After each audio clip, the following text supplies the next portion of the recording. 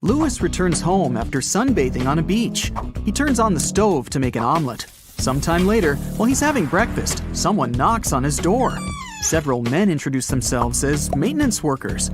They tell Louis about a gas leak in his apartment and ask him to evacuate immediately. Louis slams the door in their faces and calls the police. He's sure these guys are thieves. Why would Louis think that?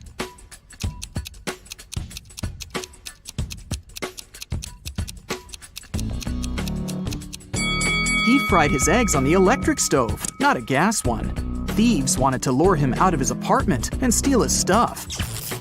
6 people got stuck on a desert island. They know a helicopter will arrive in a few hours, but they need to eat something now. They have a pot, a bottle of fresh water, and 5 potatoes.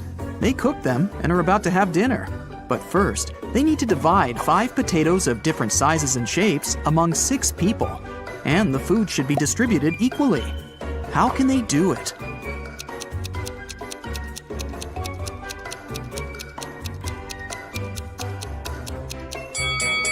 Easy. They should just prepare mashed potatoes. One famous film director loved it when people spoke about him, even if it was something negative. Once, he made a terrible movie. The man wanted people to hate it. Critics and viewers called his movie bad, unacceptable, ridiculous, and embarrassing every day. And the director enjoyed it. A couple of years later, in an interview, he asked a journalist, "So, what do you think about my latest movie?" The journalist replied shortly, but his answer offended the director. What did the journalist say?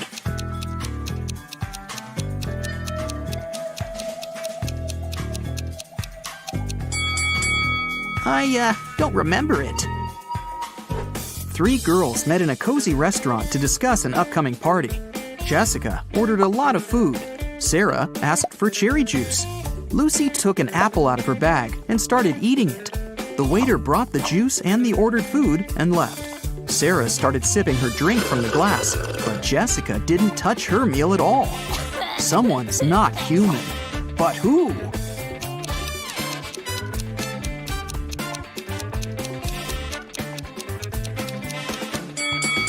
It's the waiter. Did you see that his hands were covered with scales and his pupils looked like those of a snake? A traveler is walking through a dense Amazon jungle. He's looking for a unique artifact that once belonged to an ancient tribe.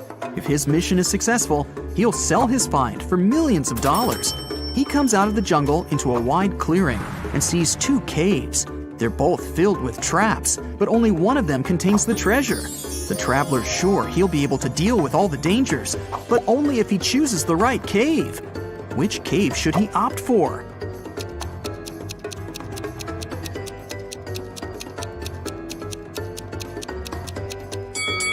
The right cave. See, the entrance is overgrown with cobwebs. This means that no one's been there for a very long time. All the other treasure hunters entered the left cave, and they never came back. Mark's friends invited him to a picnic. He arrived at the place, walked around the house, and saw a group of 8 people. None of them was his friend. It was the wrong house. Before leaving, Mark noticed that 3 people in that group were androids. Can you spot them?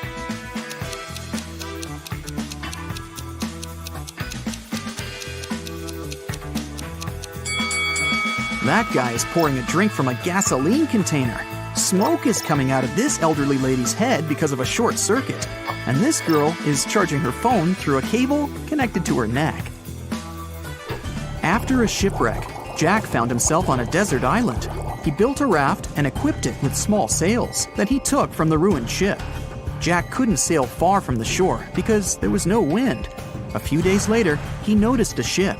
It was approaching the island, but its wind-filled sails were facing the opposite direction. According to the laws of physics, it should be sailing away from the island. Besides, there was no wind. So how is it possible that the ship was getting closer to the shore?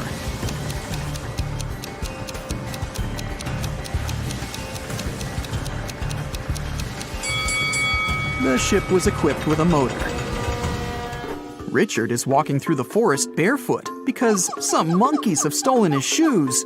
He's cold and hungry. Fortunately, he spots a hut. Smoke is coming out of the chimney, and light is shining through the windows. 3 paths lead to the house.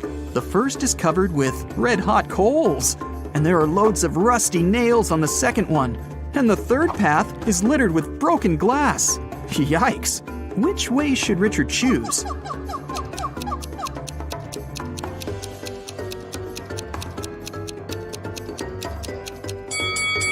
It's cold, so Richard can wait until the coals cool down. And while he's waiting, he can warm up next to them. Toby has been wandering through the desert for several hours. The sun's burning his neck. There's nothing but hot sand around. He's run out of all the water he had. Toby gets weaker and weaker, and finally, he falls down. At this moment, he sees 2 tiny ponds. Toby only has enough strength to get to one of them.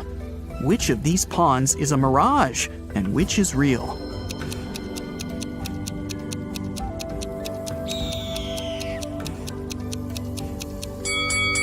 The left pond is real. See the clouds above it? It rained there, and the rainwater formed the pond. At the edge of the forest, quite far from the village, there was an old house. Its owner found his TV broken in the morning. Someone had smashed the screen. The owner called everyone who had been in the house that night: a cook, a cleaning lady, and a lawyer. "Who broke my TV?" the man asked. "I was cooking dinner. I didn't touch anything," the cook said. "I was cleaning the basement," the cleaning lady answered. "I was upstairs. I spent the whole night studying the documents," the lawyer replied. One of them is lying. Who is it?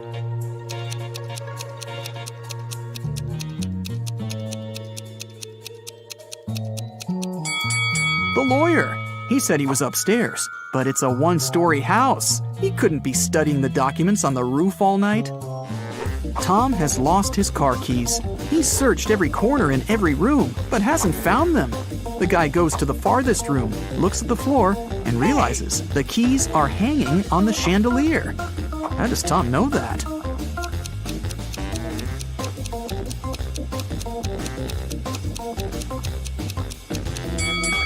The floor is reflective. An elderly philosophy teacher began an exam. His students were sitting in their seats, listening to him. "Here's a task for you. Prove that everything that happens around me is real, and I'm not sleeping. Whoever writes the most convincing proof will get the highest points." The students had been writing for several hours, but almost no one got a good grade, except for one girl. She wrote an essay consisting of several words. What did she put on paper?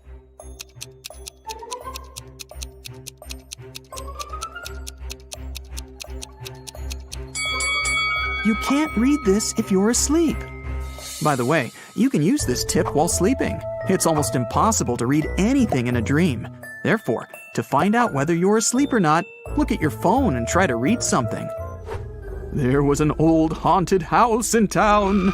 Local people were afraid to go there, but one day, 3 girls and 2 boys decided to check that place out and record whatever was happening there. They approached the scary building, but one guy, Rob, refused to come in. He said he would wait for his friends outside. The rest of the group went into the house.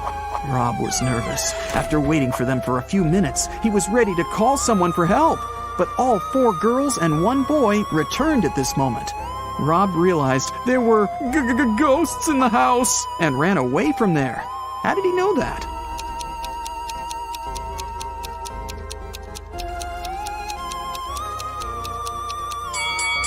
Three girls and 1 boy were in the house, but 5 people came out. 1 girl was a spirit. Rob saw her and ran away. Michael is walking along the sidewalk, holding his hands behind his back. A car appears from around the corner behind him. At this moment, Michael is walking near a big puddle. The driver accelerates. He's going to splash the water all over Michael. But at the last moment, he suddenly slows down and drives around the puddle. Why didn't he drench Michael?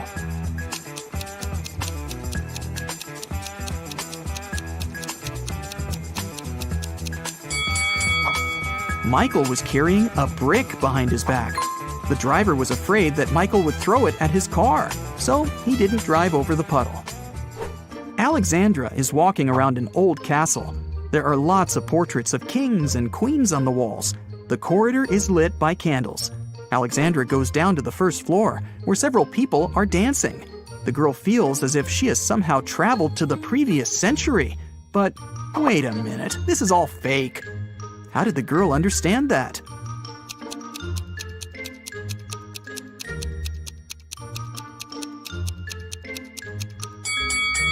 A hidden camera is installed in the corner of the hall. Also, that dancing girl has a smartwatch on her wrist. See? It's morning. Bob leaves his house and goes to the beach. The sun is peeking over the horizon. The sea is calm. There's no wind. Bob sits down on the sand, closes his eyes, and begins to meditate. Several people come up to Bob and sit down next to him to meditate too. Bob opens his eyes, sees them, and realizes that something's wrong with these people. But what?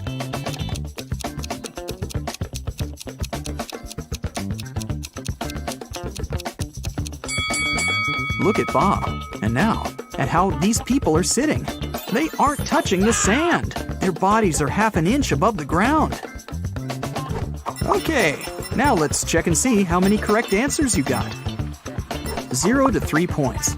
Don't get upset. There's no need to try to find stuff everywhere. Sometimes you just need to trust your intuition.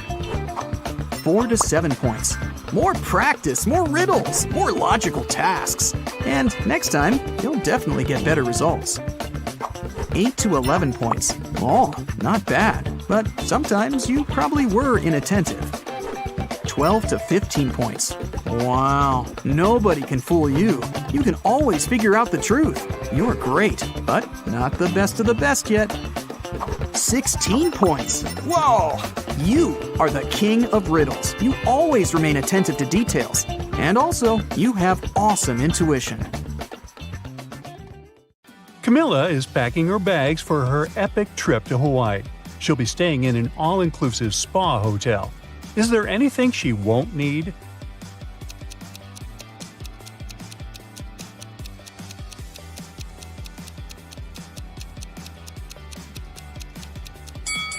This package of coffee beans doesn't belong here.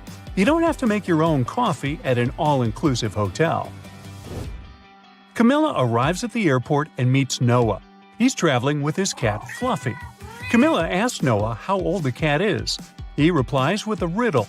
In 2 years, Fluffy will be twice as old as she was 5 years ago. Can you figure out how old the animal is?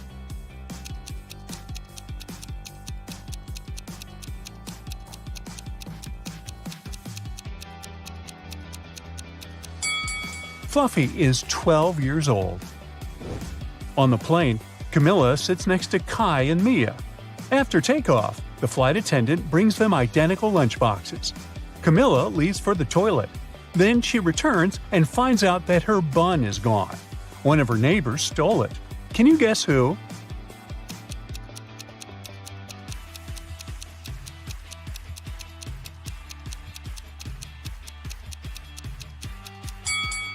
Kai has an untouched bun in his lunchbox, but there's another hidden up his sleeve. Shame on you, Kai! Camilla lands in Hawaii and arrives at her hotel. There are 3 ladies in the lobby. 2 of them are millionaires. Can you spot the one who's not?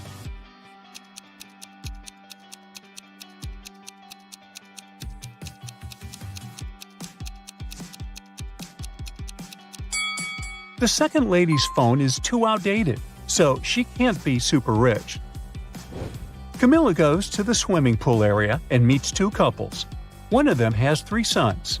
Can you guess which couple?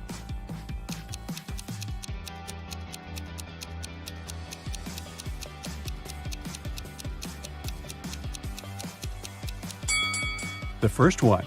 Take a look at his tattoos. There are 3 suns on his hand. Each sun symbolizes one of his sons. Time to check out the spa. Camilla looks out the window and spots these 2 scenes. One of the clients is in danger. Can you guess who?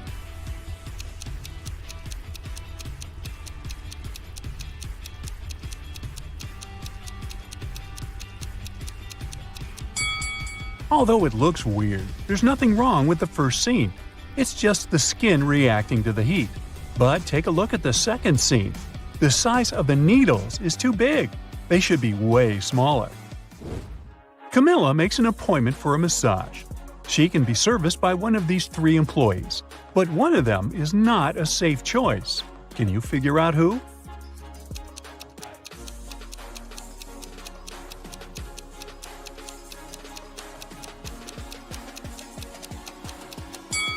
The third lady is dangerous. Her nails are too long and sharp to perform a massage. The massage session is over. Camilla goes to the pedicure room. She sees three innocent-looking clients chatting and laughing, but one of them is a werewolf. Can you guess who?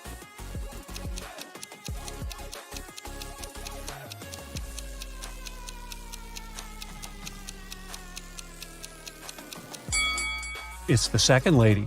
Take a look at her glowing wolf eyes. Ooh. The pedicure is done. It's time to check out the sauna. Camilla leaves her expensive slippers on the porch and enters the hot space. 5 minutes later, she begins to feel that it's time to leave. Oh no! Someone stole her slippers! Camilla questions three ladies nearby. Bianca says that she spent the last 30 minutes inside the sauna, so she couldn't see what was going on outside. Kelly is barefoot, but she swears that she didn't touch Camilla's stuff. And Nina says she's too squeamish to touch other people's shoes. Who's lying?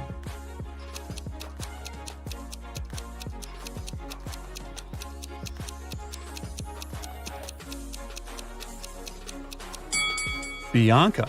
Take a look at the sign. Guests are not allowed to spend more than 15 minutes in the sauna, so her story is fake. Camilla goes to the shower area, but she's facing another prank. Someone steals her towel while she's bathing. Camilla questions three people. Kelly says she was blow-drying her hair, so she didn't hear or see anything. Nina says she was on the phone with her boyfriend, and she didn't have time to steal other people's clothes. And Cindy is a cleaning lady. She was washing the floors, and she didn't touch the guest stuff. So, who's lying?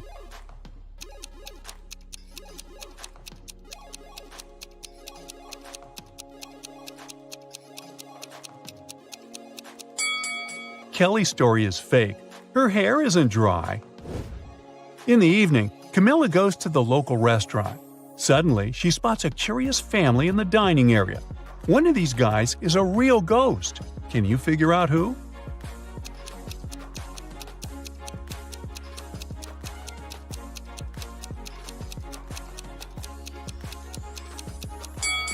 This spooky guy has a transparent arm. Surprisingly, Camilla meets her college friends who are vacationing in the same hotel. They haven't seen each other for 10 years. So the guys throw a fancy private party. Camilla has to make a phone call. She walks outside in the middle of the party. In a couple of minutes, she comes back and sees her friend Mike lying unconscious on the floor. He has a weird mark on his neck. It looks like a vampire's bite. One of Camilla's college fellows must have turned into a vampire. The next day, she invites everyone for a beach picnic to talk about Mike. How can Camilla figure out the vampire?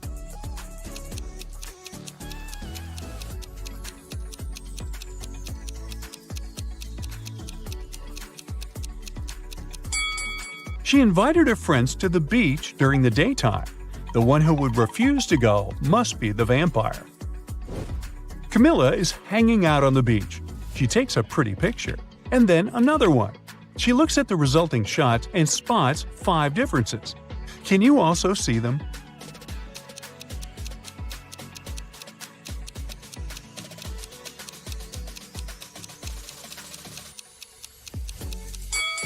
Here they are.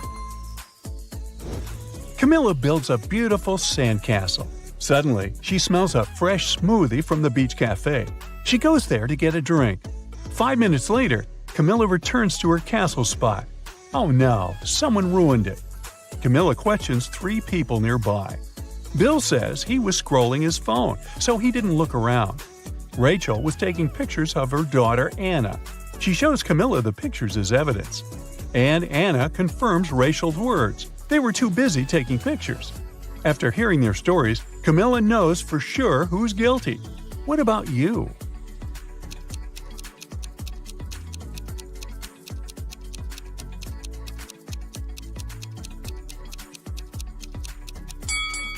take a closer look at Rachel's pictures.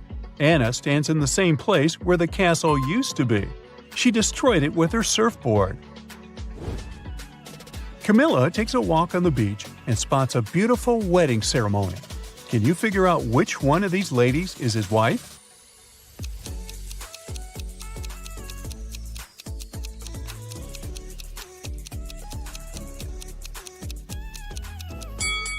It's the first lady. They have identical tattoos. In the hotel restaurant, Camilla spots another touching scene. Two guys are proposing to one lady, and she accepts one of their proposals. Can you figure out her new fiancé?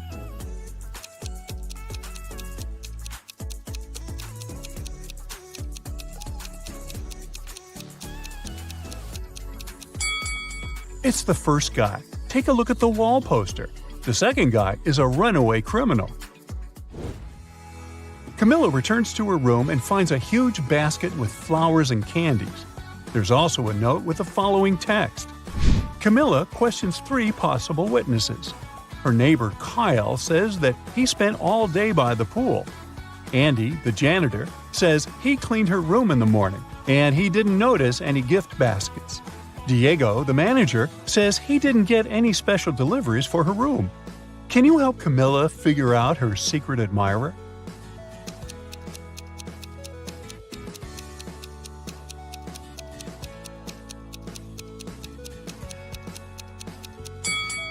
It's Kyle. If we read this text backwards, we'll get the following message. Your secret admirer is Kyle. Well, that's a clue. Kyle invites Camilla on a date to a rooftop restaurant. The view is beautiful, so she takes 2 pictures. Can you spot 5 differences between them?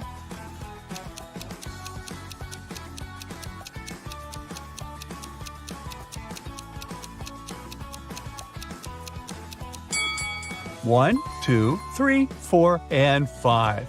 There you go. Kyle and Camilla look at the menu and choose the same dish, spaghetti carbonara. Soon, the guys get their food and begin to eat. Suddenly, Kyle gets sick and faints, but Camilla feels fine. But they ate the same dish. Can you explain this mystery?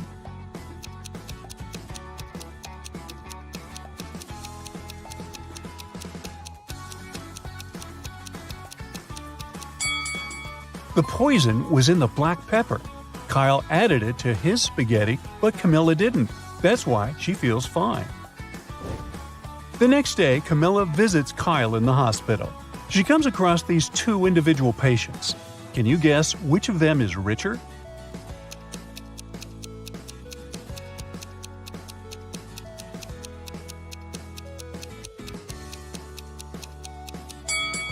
The second patient. He has an air conditioner, Wi-Fi, and an expensive laptop in his ward. What about these 2 patients? Can you guess who's richer?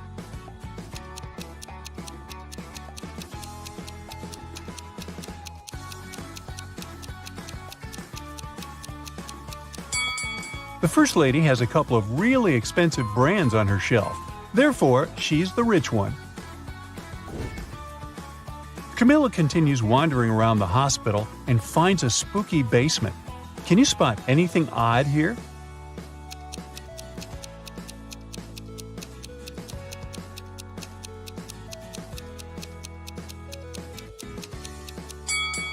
This place must be haunted. Look at this old mop. It moves on its own. She finds a door with a combination lock. Luckily, there's also a note with a hint. Camilla tries to enter this code, but it doesn't work. She needs a 6-digit combination. Can you help her crack this code?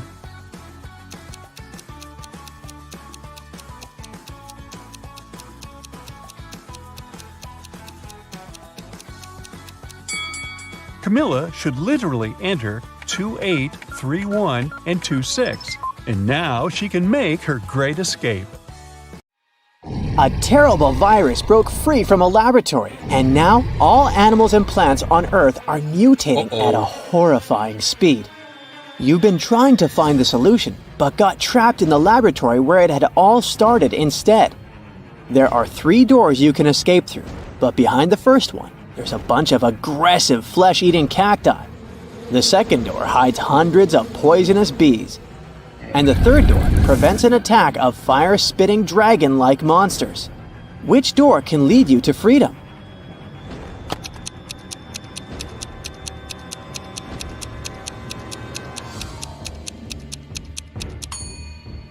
You can get out of there alive if you choose the first door. Even though the cacti eat flesh, they're still plants and can't move, so you can easily get around them. You've been kidnapped by an insane scientist who's going to test his new protective cream on you. After covering you with this lotion, he offers you to choose one of 3 containers where he'll then throw you. The first container is filled with radioactive waste. In the second container, there's an acid that can eat even through metal.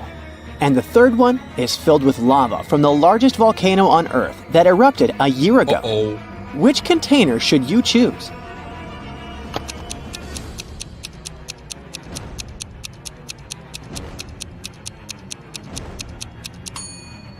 Pick the container with lava. If the volcano erupted a year ago, the lava must be already solid.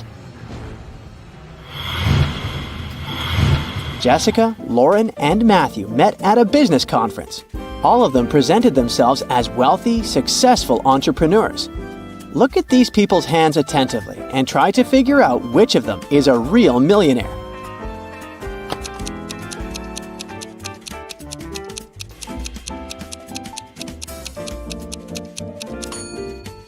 Matthew seems to be wearing a Versace watch. But look, the name of the brand is written incorrectly, so it's fake.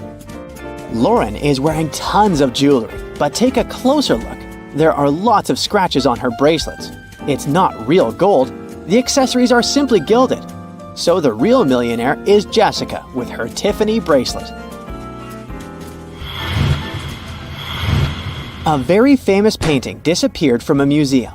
Later, the police managed to find it, but there was a problem. They found not one, but 3 paintings. Only one of them is original, the others are just copies. Can you help the police figure out which is the original painting?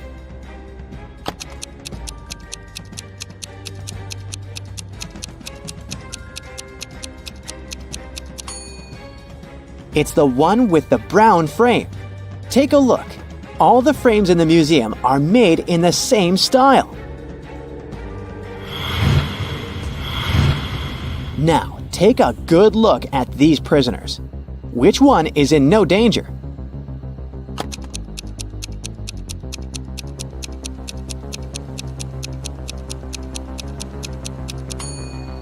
Rats do bite humans and they can spread diseases. Bees can also be dangerous, especially if you're allergic to them. Meanwhile, toads don't pose any threat to humans, so the third prisoner is safe. Take a look at these prisoners. Who do you think is more likely to survive?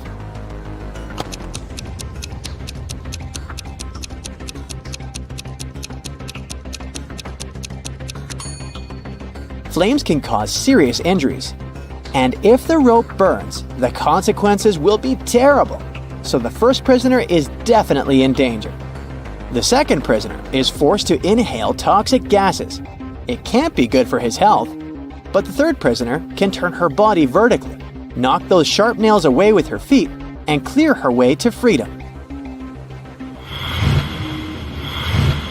Look at this picture and try to understand what's wrong here. Pay attention to the smallest details.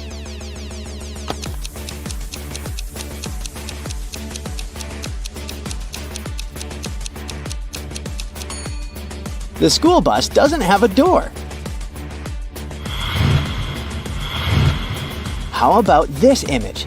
Can you spot anything weird here?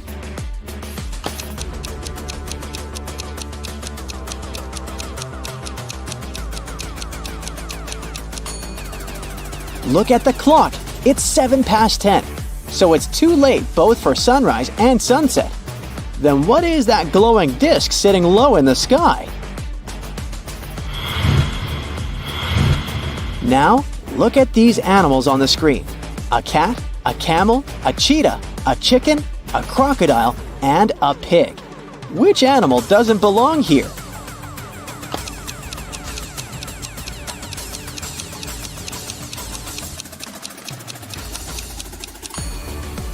The pig is the odd one out. It's the only animal whose name doesn't start with the letter C. Mr. Carter, a rich man who collected antiques, asked Detective Morris to visit him. When the detective arrived, the collector said that he had just got a precious statuette. But he needed to go away on business for a week, and he was afraid someone would break into his house. The statuette was insured, but the man was still worried. Detective Morris had some other urgent things to do, but he promised to come back in the evening to figure out the solution. But when he arrived several hours later, Mr. Carter told him in despair that he had driven his sister to the doctor and had been away for an hour or so. But when he came back, the statuette was gone. Detective Morris didn't believe the collector. Why?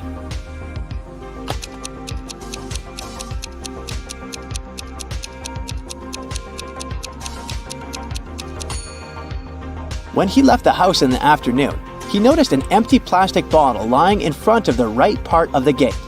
Look, it's still there. But for a car to drive through, both parts of the gate have to be open. This means that Mr. Carter lied about leaving his home by car. A renowned chemist disappeared right from his lab. There was no evidence except a piece of paper lying on his desk. The names of 5 elements were scrawled across it hastily: nickel, carbon, oxygen, lanthanum, and sulfur. The guard reported that 3 people had visited the chemist that day: his sister, Laura, his colleague, Nicholas, and his wife, Tessa. The criminal was arrested immediately. Who was it?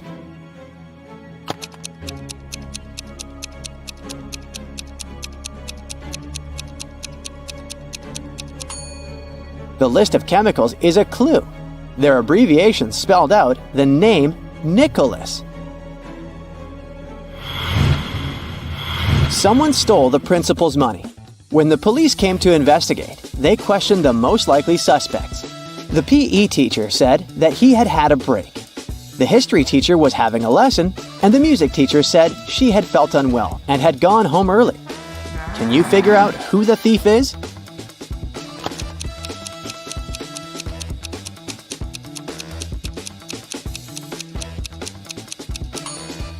The music teacher is the thief. Oh, no! Look, she has gloves in her bag, although it's summer. Suspicious.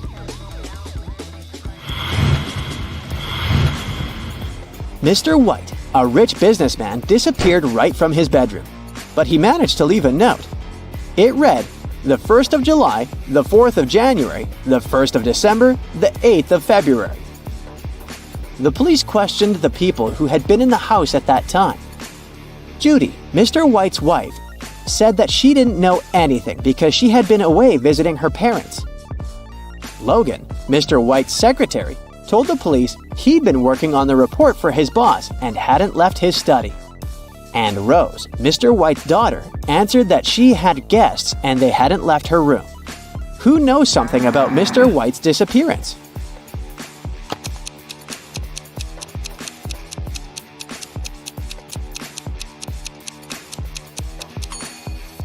The one behind Mr. White's disappearance is his wife. The 1st of July means the letter J, the 4th of January, U, the 1st of December, D, and the 8th of February, Y. Together, it's Judy. Rachel called the police early in the morning. When they arrived, she told the officers her story. She worked in a museum. The day before, she took home several ancient books because she wanted to do some research. But then a blackout happened. She lit a couple of candles and continued her work. Suddenly, she heard the doorbell ring. When she opened the door, someone in a black mask hit her on the head. When she recovered, the books had been gone.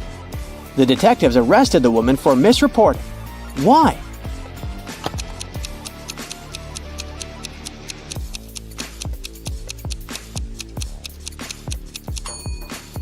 If there had been a blackout, the doorbell wouldn't have been working. Private Detective Deborah was doing some shopping at the mall. Suddenly, she heard people arguing. The woman went there and saw a stressed shop assistant and several people crowding him. The man had found a smartphone and made an announcement. And now, several people claimed it was their phone. One man said the phone must have slipped from his bag. A young woman said the gadget belonged to her. And an older woman shouted it was her husband's device. That's when the phone rang. For some reason, the shop assistant handed it to Deborah. The woman glanced at the screen and immediately gave the phone to the man. How did she understand whose device it was?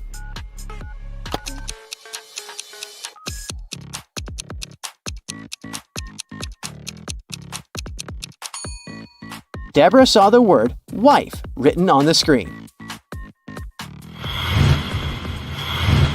Look at these three people who seem to be having fun. They're hanging from a tree, but one of them is a ghost. Can you guess who it is?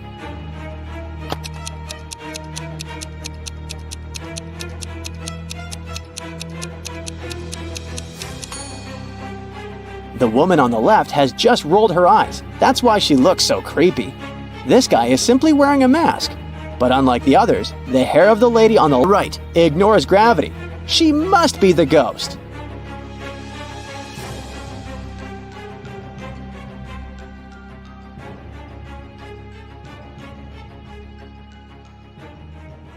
On an overnight train in Budapest, Mrs. Celine got robbed.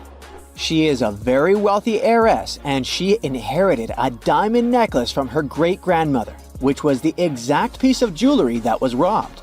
She called the inspector to solve the crime. After interviewing most of the passengers on board the train, the inspector narrowed it down to 3 suspects. Mr. Bruges was an eccentric widower, carrying a mysterious bag. Mr. Blue was one of the waiters on the train, carrying his metallic tray around. And Mr. Pearls was a hoarder, carrying lots of suitcases. Take a look at the images and give it your best shot at solving this crime.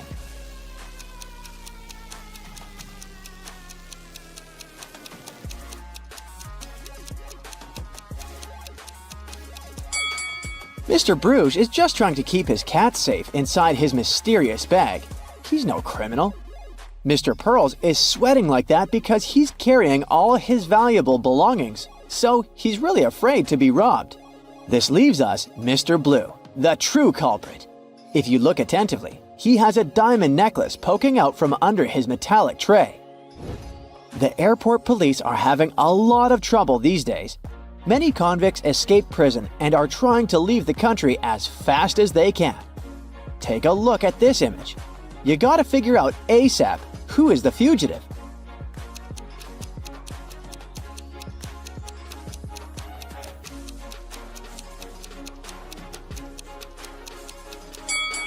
It's the lady on the right.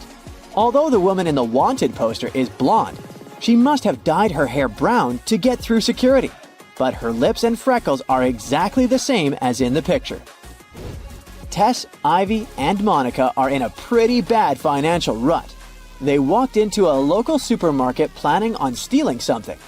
What they didn't know was that there was a police officer watching the cameras at the store. Can you figure out who just stole some chips?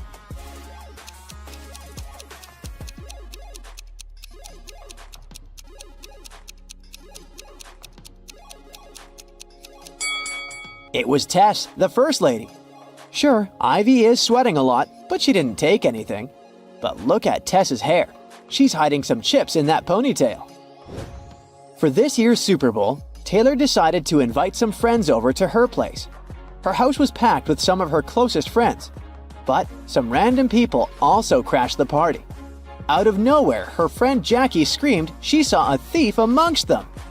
Someone had stolen her golden bracelet. Take a look at the footage from the party. Sherlock, can you spot the thief?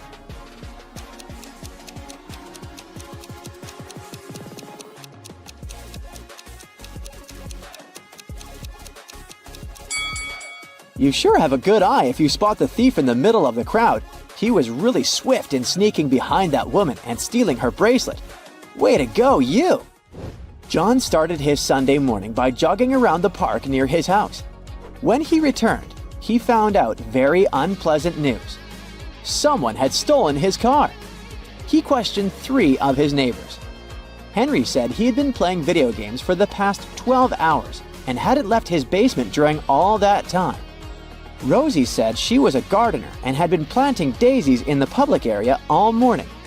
She also said she saw a suspicious man who opened John's car using a knife. Jack said he had seen John's car when he went out for groceries, but when he returned home, it was gone. After listening to the suspects, John immediately knew who had done it. Can you tell who it was?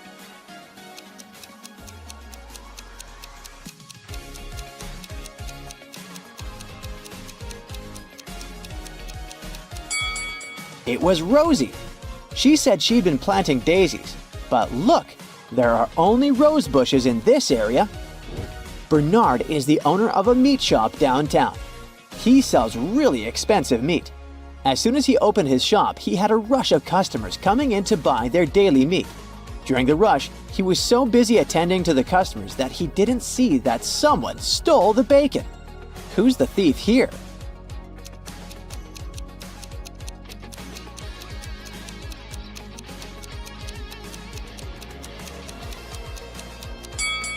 It's the guy in the suit. The dog is smelling his bag like there's some bacon inside it. He's definitely it. Jane was playing a video game when she was swallowed by the game. The next thing she knows, she's facing 3 mischievous robots. One of them stole her game controller, so she can't go back to her own reality. You gotta help Jane figure out which robot stole her controller. So far, you know that Robot A said, "B is the thief," and that the real thief always tells the truth. Can you solve this mystery with such little information?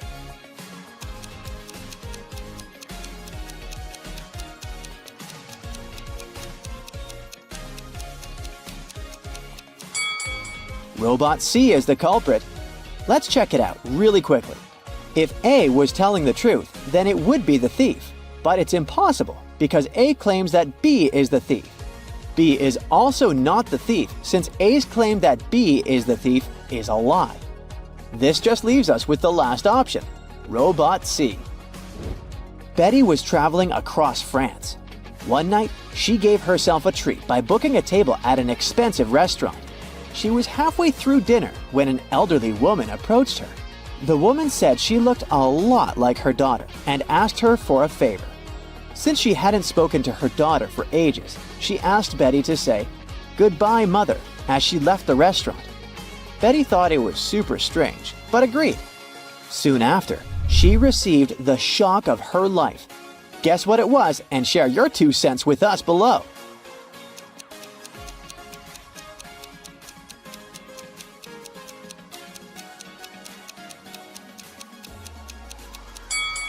Betty was surprised with the bill which belonged to the elderly woman. She had asked the waiter to collect the bill from her daughter. Uh-oh, Betty. Can't believe you fell for that. Anna sat down to watch her favorite TV show. She made some popcorn, turned on the TV, and nestled comfortably to binge watch an entire season. Her cat Pepper sat down next to her. But after 5 minutes of screen time, Anna suddenly passed out. Take a look at the image. Can you guess what happened there?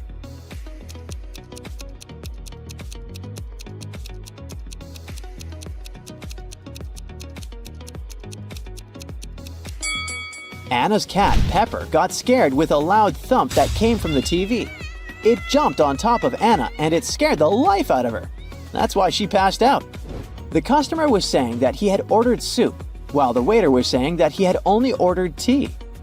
Henry saw something that immediately showed him who was lying. Prove to us that you've got the sharpest eye and find out what Henry saw.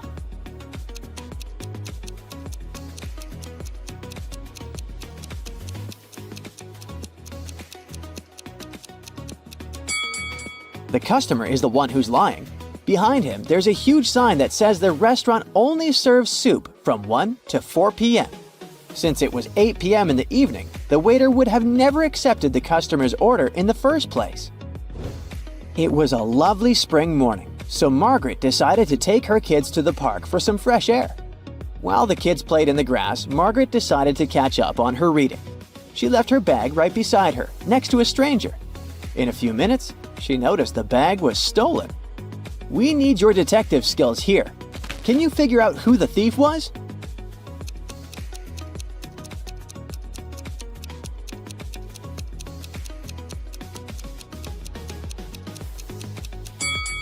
The person came out from the bush behind the bench where Margaret was seated. He was so quick it was nearly impossible to see him. Yikes! Robbie was invited to a typical college party. A lot of his friends were there, but there were also some random people. Out of nowhere, the lights went dark, and before he knew it, Robbie was waking up with a vampire bite on his neck. Take a look at some footage from the beginning of the party. Who's a vampire here?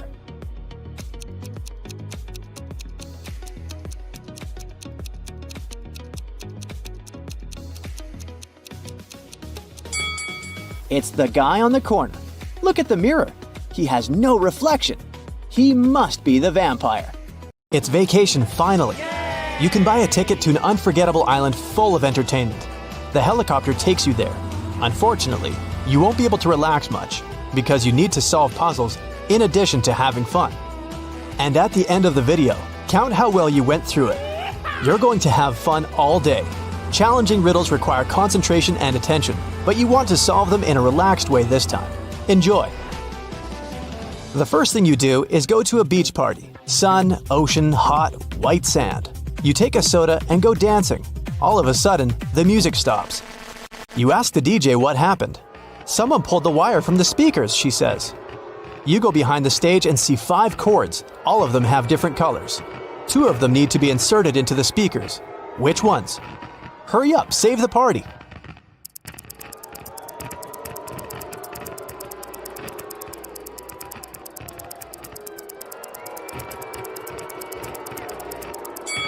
Red and green. There are marks with corresponding colors in the left corner of each speaker. The party goes on. You're tired and hungry, so you go to a restaurant. There's a huge buffet with hot dishes. You take 2 sandwiches and sit down at the table. After a delicious meal, you decide to have some fresh fruit for dessert. You come up to the table with bananas, apples, pineapples, and kiwis. Some of these fruits are not fresh. Which of them, and why is that?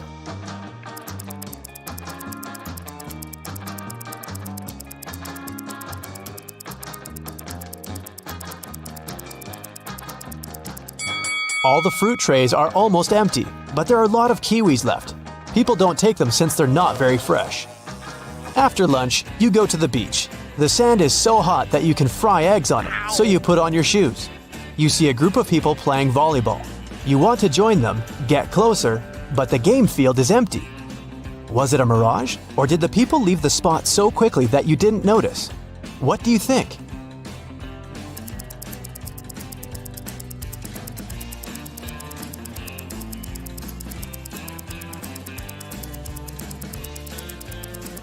It was a mirage, since there are no footprints in the sand.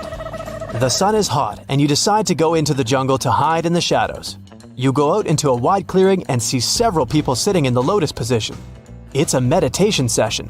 People relax with their eyes closed and do not see that you've come. You carefully sit down next to them and realize that something is wrong with all these people.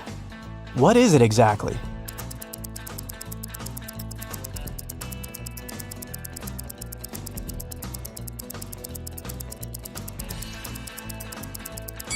They don't just sit, they're floating a couple inches off the ground. Who are they? You get scared and run away from this place. You run through the jungle and see 3 roads. One is littered with broken glass. There are plants with thorns on the second road, and you see hot coals on the third one. Which one will you choose?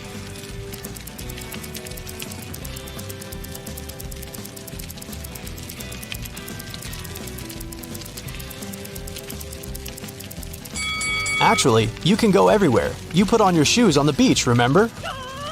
In the very center of the island, you find a big old house. Its roof is destroyed and the windows are broken. But there's music coming from the building. You look inside and see a group of people in raincoats dancing to techno. You join the party and notice that each person has long fangs peeking out of their mouth. The dancers turn to you and look unfriendly. At first, you get scared, but then you realize these people are only pretending to be vampires. Fangs and cloaks are part of the masquerade. How do you know they're not vampires?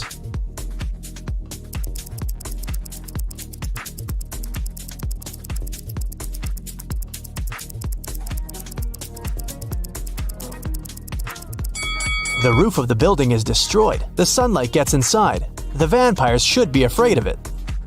You keep dancing, and at that moment, you get terrified. The dancers aren't vampires, but they're not humans either. Why do you think so?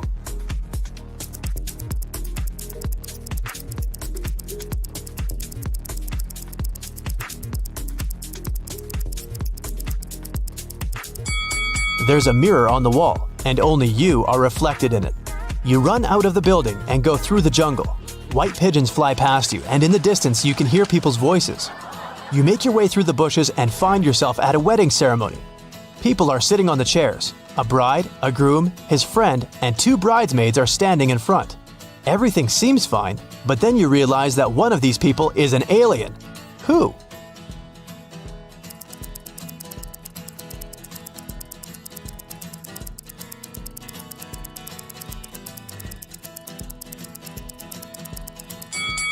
The bride. You can see that she has 3 hands. It doesn't scare you too much. After the ceremony, the party begins. You speak with the guests, take drinks and snacks. An old man gets on the stage to deliver a speech. He says that he has a gift to the newlyweds, an elixir that makes a person younger by 5 years and prolongs life.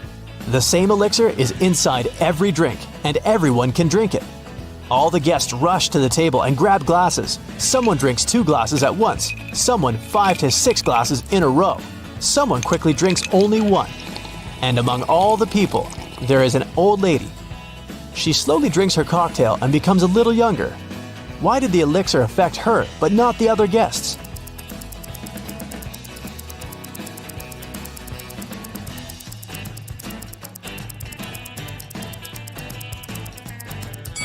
The elixir was in ice cubes. The old lady drank for a long time, and the ice in the glass had time to melt.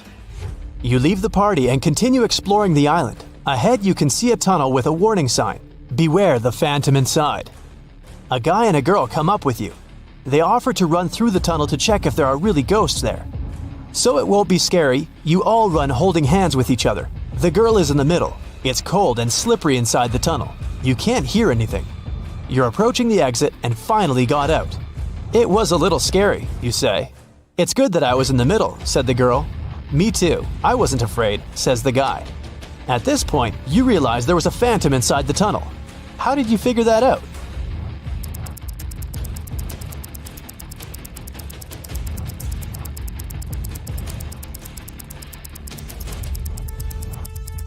Three people ran through the tunnel, and only one could be in the middle, the girl. Whose hand was the guy holding? You get scared and leave this place. Evening. You go back to the hotel and see that it's on fire.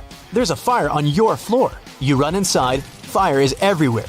You have 2 valuable things that you want to take away. A small safe with documents and money and a laptop with your work. You need to choose one thing.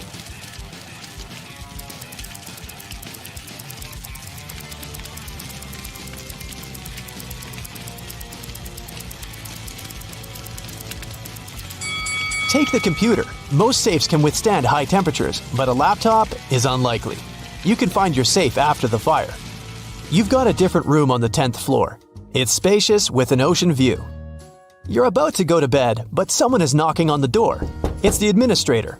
She says there's a snake in your room, but you need to find it. Look around and find the reptile.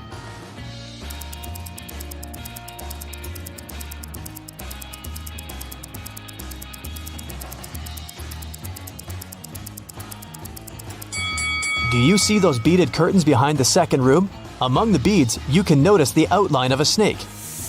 You release the snake into the jungle, return to your hotel, and notice footprints on the parquet floor. Someone was here and wanted to steal something. You call the administrator and tell her what happened. She has already found 3 suspects, and you need to guess which one of them broke into the room. There are 2 guys wearing shoes and a barefoot girl. Who will you choose?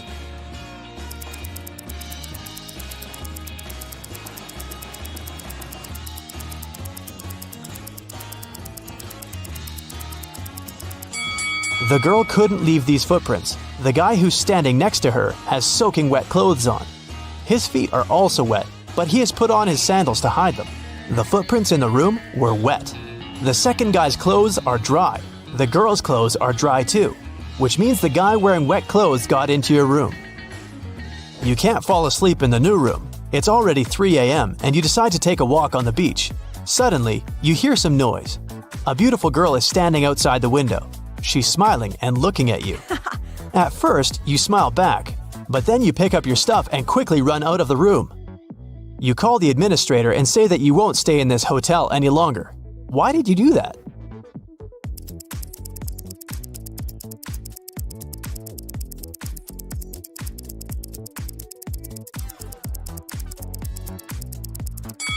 Your room is on the 10th floor. The girl looked at you outside the window, and you got scared. You can't sleep until morning and decide to leave this island. You sit on the sand and wait. A helicopter arrives and lowers a rope ladder. You're about to climb it, but at this moment, another helicopter arrives. It has the same rope ladder too. Now you need to choose the right helicopter.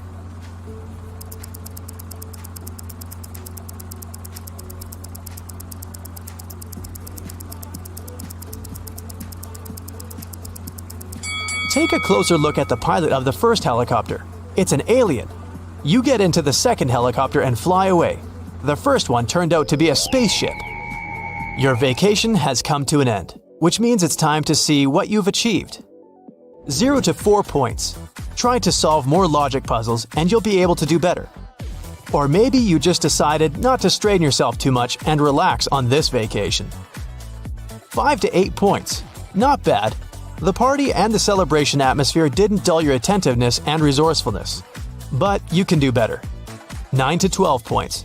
You were able to relax because you not only had fun, but also trained your brain.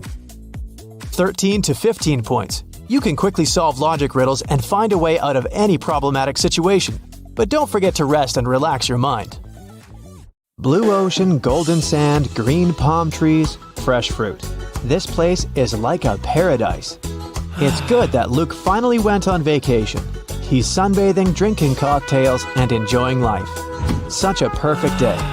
Maybe too perfect. Luke's smile disappears. Nothing is real. 2 signs indicate that Luke is dreaming right now. What are these signs?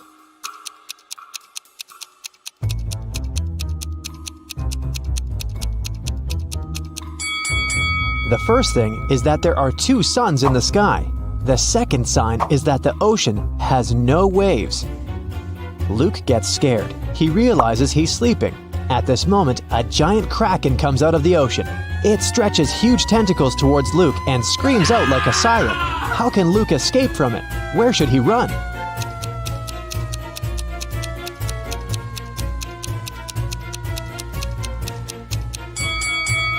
There's no need to run anywhere. This is a dream, and the kraken can help Luke wake up. The monster grabs the guy, and he opens his eyes and realizes he's in a laboratory.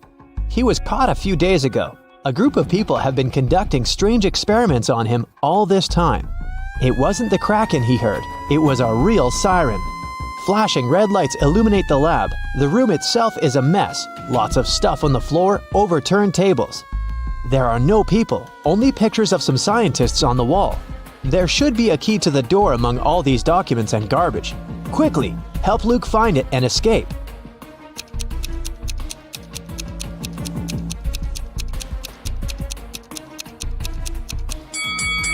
And the key is hidden, not here. It's not needed. The door isn't locked, see? Luke is about to leave the lab, but wait, what does he need to take with him? Look around the room. He can only take one item.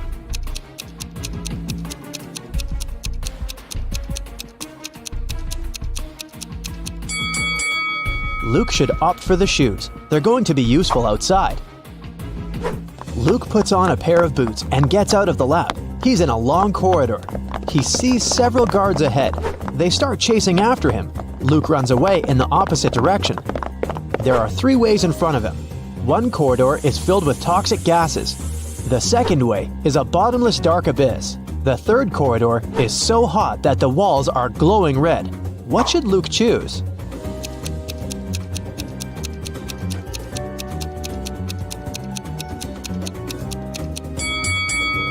The second hall with a chasm. See how the light gets reflected from the abyss? This means there's a glass floor covering it, and Luke can walk on it.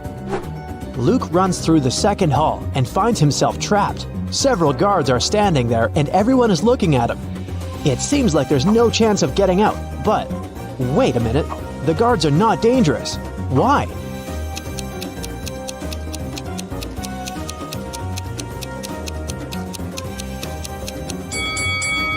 They're motionless because they're either well-done wax figures or real people who can't move for some reason.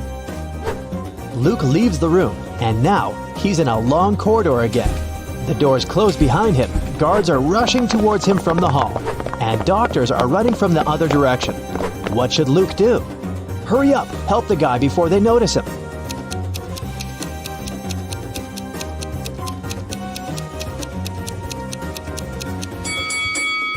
Do you see a laundry basket? There are white coats there. Luke should dress up as a doctor and walk past the guards. The guy enters one of the many doors and finds himself in a large room for experiments. This is where they keep their test subjects. There are several locked cells with people sitting inside. They ask Luke to release them. Unfortunately, he can only free one prisoner. But who? A werewolf is locked in that cell. An electrical human is in another. A seemingly ordinary girl is locked in the third one. In the furthest cage, there's a guy with a shark's mouth.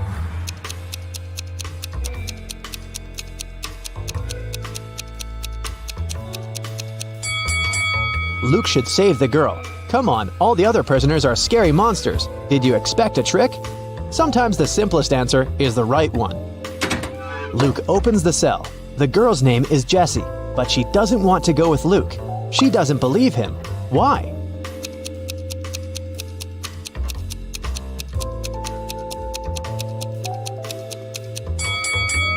Because Luke is wearing a lab coat. He explains to Jessie that he put on these clothes to remain unnoticed. He's as much of a prisoner here as she is. Jessie finally believes him. Together, they escape from the lab, but the guards and scientists notice them. Our heroes are trapped. There are 3 rooms in front of them. An electrical current is running non-stop through the first one. 3 ferocious lions are in the second room. There's a fire raging in the third one. How should Luke and Jessie escape?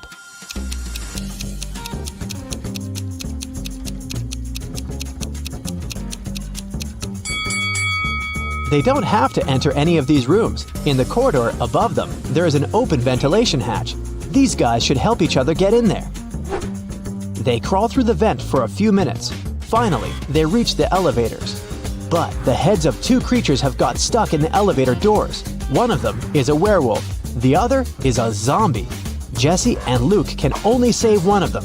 Who will survive without their help?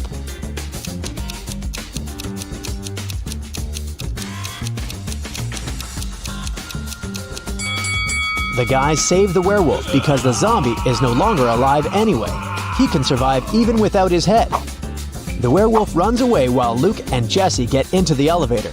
The laboratory is located deep underground, so they go 40 floors up. The doors open, and they find themselves inside an old hut. Our heroes go outside and see a winter forest. Jessie and Luke run forward as fast as they can. They hear dogs barking and people screaming. The scientists are chasing them. The guys come to a crossroads. The first way leads to a lake. At the beginning of the second road, there's a sign, "Beware of wolves." The third road leads to a high cliff. Where should they go?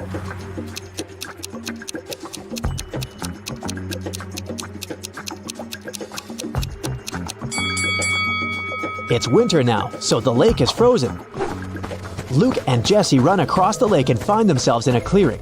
2 guys are standing there. Both of them seem normal. They ask Luke and Jessie if they can come along. Luke feels that one of the guys is not who he claims to be. How can he figure out which one it is?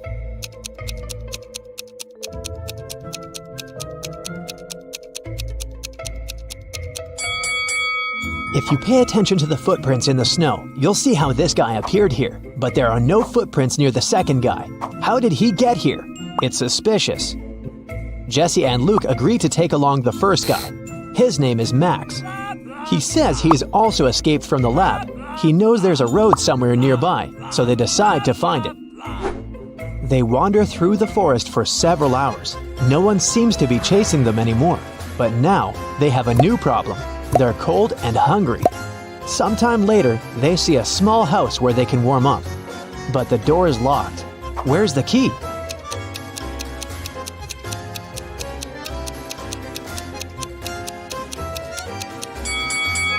See this scarecrow next to the forest? The key is in its hand. The guys open the door and find food and clothes. They rest, eat, and get warmer. Soon, they're ready to set off. There's an old car in the backyard. There's even some gasoline in its tank. But when Luke is driving it out of the yard, the car runs over a nail. The tire is punctured. Now they have to walk again.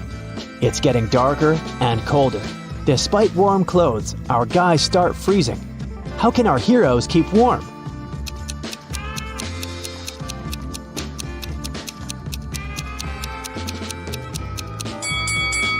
There are old dry leaves, moss, and grass under the snow. Luke, Jesse, and Max put all this inside their clothes.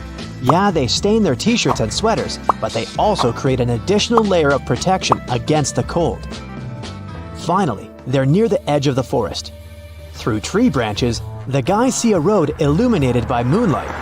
They're saved. Now they only need to catch a car. Max, Luke, and Jesse walk along the highway and finally see headlights. Luke raises his arm to stop the car. A small pickup truck is slowing down. The driver rolls down the window and asks if the guys need help. Jesse quickly tells him everything that has happened to them. The driver asks them to get in the car, but Luke doesn't want to. He's sure that this man is one of the bad guys. How has Luke figured it out?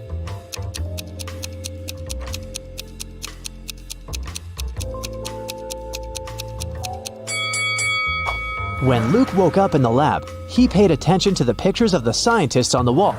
This driver is one of them.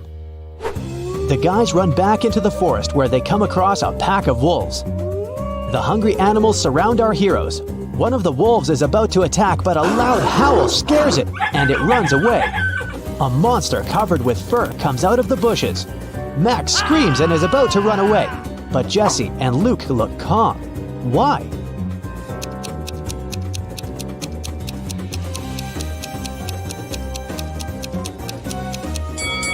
Because this is the werewolf our heroes rescued from the elevator. They follow the monster. It leads them to a safe place. This is a small village hidden deep in the forest. Creatures that don't look like humans live here. Werewolves, bird people, merfolk, and humanoid trees. They used to be people, but the scientists changed the structure of their DNA. Now these creatures are going to destroy the laboratory to take revenge. While Luke, Jesse, and Max are resting, you have time to check your score and find out how useful you've been in this adventure. 0 to 3 points. Luke wouldn't have gotten out of the lab if he had listened to you. It's still difficult for you to get out of tricky situations. Maybe you were too nervous. Or perhaps you should work on your ability to focus. 4 to 7 points. You've been helping the guys get out of trouble pretty well, but still, this is not enough to become a team leader. You'll definitely get better after a little more practice. 8 to 11 points. You can find a way out of almost any difficult situation and deal with any problem. Just a bit more, and you will become a perfect leader. 12 to 15 points. You're a real hero. You can successfully overcome any difficulties and lead large groups of people. Don't lose your focus. It'll help Luke and his friends in their next adventures. 16 to 17 points. You're the best of the best. Problems don't scare you, they entertain you. Sarah and Barbara are in grave danger. They've been locked up at a high-security prison for over a month. One day, a fire starts at the wing where they're located, and the guards flee the scene before helping them out. Take a look at these images. If you have any clue which one of them will get out of there alive, let us know.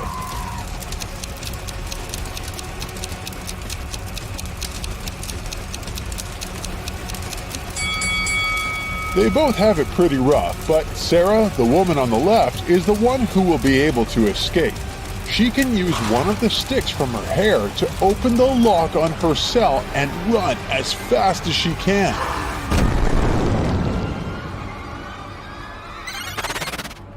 Mandy and Sunny have pretty adventurous spirits. They love jumping off really high places with their skateboard and mountain bikes. Yes! One Saturday morning, Mandy went skating, and when she arrived at the jump, her board slipped on a banana peel.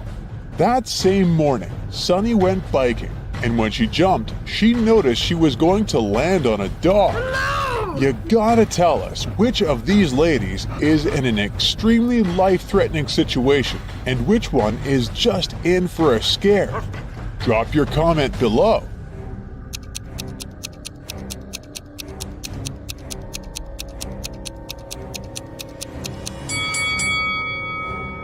Mandy is probably just going to have an adrenaline peak with that banana peel in her way, but Sunny is in real danger.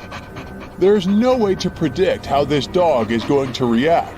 If it decides to attack her, she's in for a tough ride. Ben needed to get across a park in the middle of the night. That area was a dangerous place and lots of robberies happened there, but he went anyway.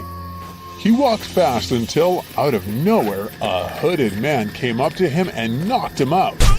He woke up after a few hours and noticed all his belongings were gone. Ben went to the closest police station to file a report. When he got there, the police were interrogating 3 suspects, Cole, Jerry, and Bernard. They were all in the park that night. The detective gave each of them a marker and asked them to write their names on a whiteboard. As soon as they finished, he immediately arrested the right person. Can you figure out how on earth did the detective know who was guilty based on this random test? What's your 2 cents on this one?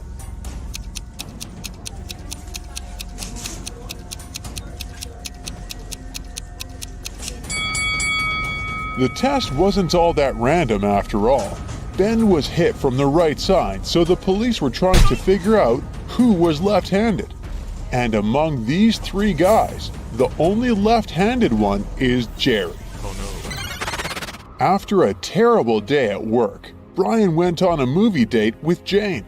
As she walked towards him, he saw a woman snatch Jane's purse and disappear with it into the building of the movie theater. Jane didn't have time to see the woman's face, but she scratched the woman's arm with her long nails. Oh no. The couple walked into the cinema and immediately spotted Jane's bag. It was on a bench between 2 women. As they approached the bench, both suspects stood up and walked to the opposite sides of the room. Take a look at the crime scene. Don't let the thief get away with it. Can you figure out who the culprit is? Hey. Don't keep it to yourself. Let us know.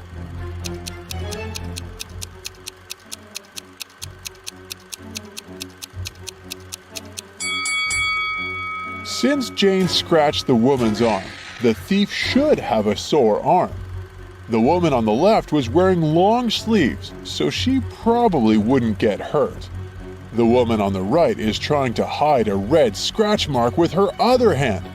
Yup, looks like she's the one who did it. On a moonless night, Emma decides to watch a horror movie before going to bed. She passes out on her couch, and the next thing she knows, she wakes up in a haunted castle. She hears screeching sounds all over the place and screams in the distance. She walks carefully to the kitchen where she finds 4 suspicious plates ready to be eaten. She's starving, so bad that her stomach is growling. Take a look at the plates. You know you'll only find peace again if you can help Emma figure out which one of these plates isn't dangerous. Take your best guess and let us know below.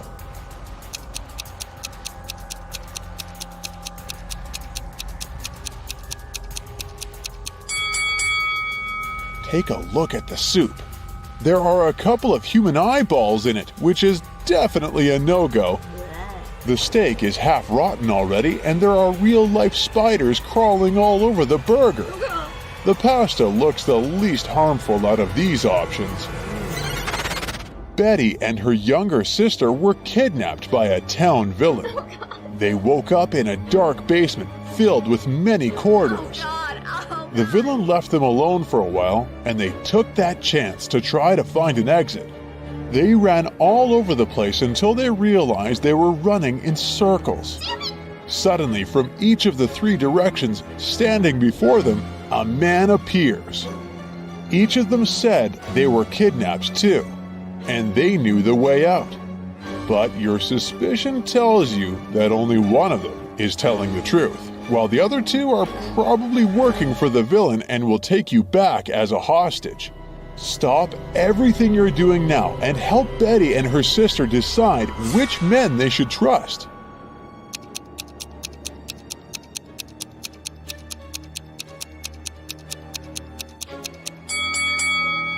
If you have an eye for detail, you probably noticed that the second man has bruises on his arms. He probably really did escape from the evil man. Betty and her sister should trust this dude and run away with his help. Daisy and Pam got late for work due to the snowstorm that hit their town. Their bosses told them if they were a second late, they would get fired. So both women decided to walk to work through the storm. Daisy decided to take a shortcut through the woods, and Pam decided she would cross the frozen lake. Daisy ran into a mother bear with her small cub, while the lake started to crack right under Pam's feet. If you're as good a detective as I think you are, can you guess which of these ladies is in grave danger? Do share your thoughts.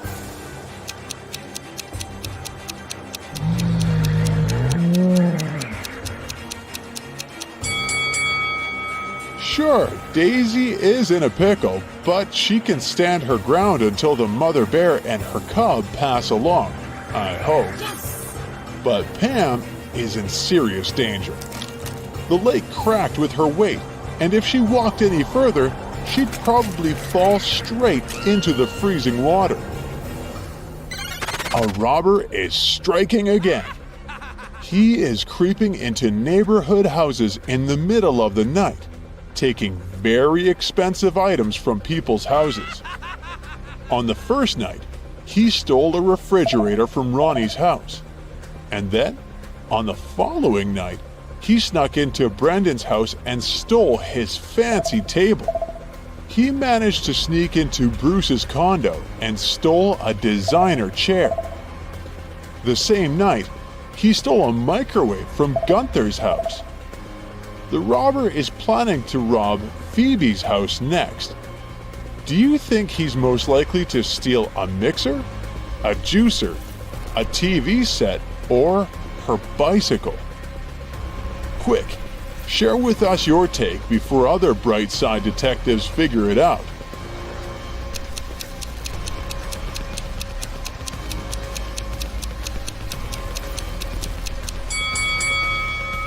If you figured out the correct pattern, you know that the robbers steal stuff according to their colors and the initials of a person's name. That's why he stole a red refrigerator from Ronnie and a gray microwave from Gunther. That means he's going to steal a purple mixer from Phoebe. Mike, Bob, and Percy were planning on proposing to their high school sweethearts at today's ball. They prepared everything, from the ring to the song that was going to play when the three of them popped the question. The night felt strange, and one of the guys was in extreme danger. Take a look at the couples. Jump in the comments with your guess of which one of them might lose their life if he proposes.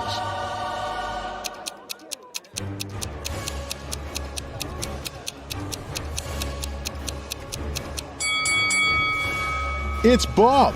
Look at his partner's reflection on that mirror across the room. She's actually a witch disguised as Bob's girlfriend.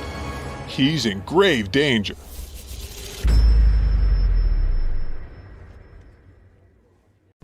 Okay, listen to me very carefully, my friend.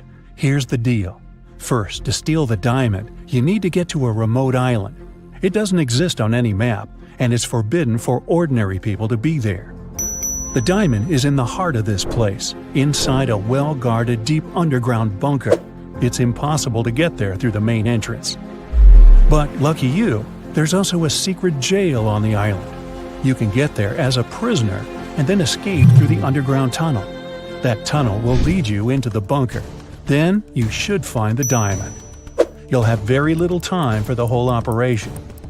When you're done, a boat will be waiting for you in the southern part of the island. Do everything correctly and follow the plan, and then you'll encounter no problems. Got it? Alright, let's go.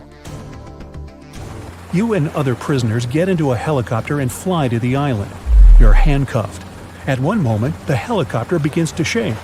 The pilot says you're falling. He puts on a parachute and jumps out of the helicopter. Take a look around and decide what to do next. Faster! You see the keys to your handcuffs hanging near the cabin. Then you get rid of the handcuffs.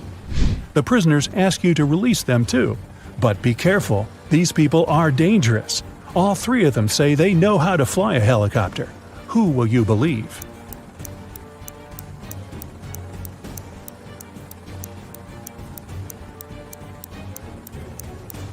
That guy with a tattoo with a helicopter on his leg. Maybe he's a good pilot. You remove his handcuffs and he admits he has lied. None of these people knows how to fly a helicopter. There's only one parachute left.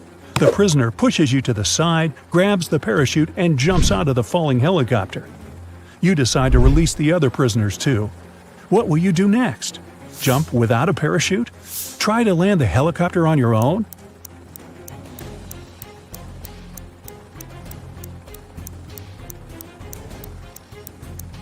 The helicopter's pilot abandoned the vehicle because the landing was impossible. So you will not succeed either. You need to jump. You have been flying over the ocean, remember? Also, the helicopter is falling, so the height isn't that great. You jump into the water and swim toward the shore. Suddenly, you notice a shark's fin. It's quickly approaching you. What are you going to do? A. Try to swim to the shore as fast as possible. B. Don't swim anywhere and just float in the water. C. Dive and start waving your hands to scare the shark away.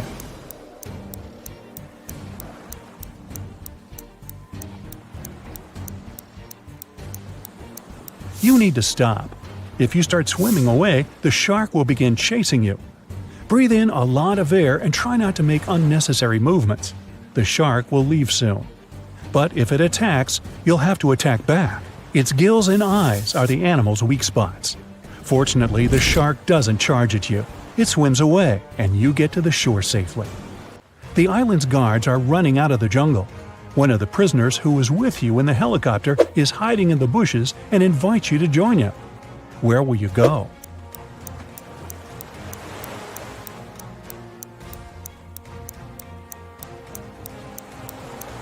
Let the guards catch you and take you to jail. Don't forget about your mission. They dress you in a yellow shirt and lead you away. You see many dangerous people. You're sitting at the table having lunch. There are 3 prisoners in front of you. One of them is going to escape. But who?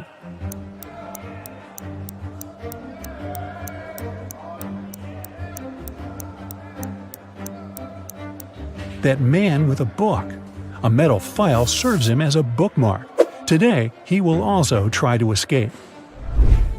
The underground tunnel leading from the prison to the bunker is located under the laundry room. You need to get out of your cell and get there. To do this, you have to get the metal file and pick the lock. Everyone goes out into the courtyard for a walk. You're following the man with the book. He sits down on the bench and hides the book under the seat. You need to distract him and get your hands on the book.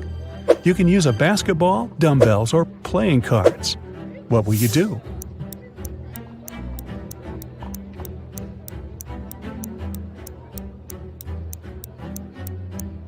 You can offer to work out with the dumbbells or play cards, but it will be difficult for you to get out of his sight. Start playing basketball. Throw the ball far away. The prisoner will run after it. Meanwhile, you'll take the book. So you grab the book but find no file inside. Instead of this, you find some money. It seems this guy has sold the tool to one of the other prisoners. You put the money in your pocket and look around the yard. Which of the prisoners can have the metal file?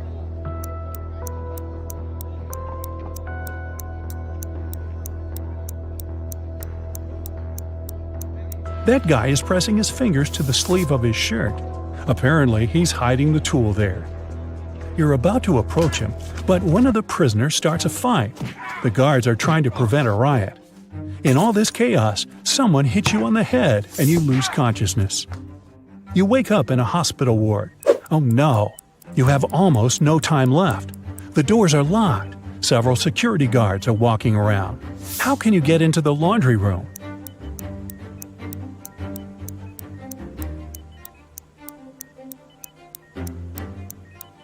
In the corner, there's a huge cart with dirty laundry. Hide in there, and they'll take you to where you need to go. You hide among the dirty sheets. The cleaner takes the cart and transports you to the laundry room. He throws the linen into the washing machine and notices you. The cleaner's going to scream and call the guards. What will you do?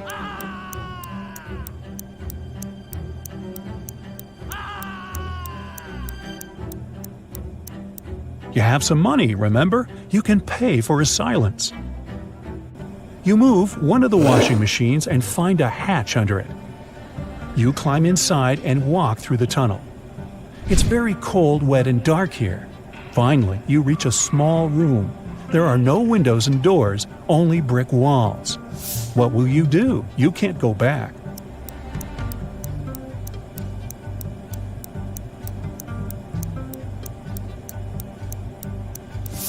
Among all these bricks, there's one sticking out of the wall. Try to push it.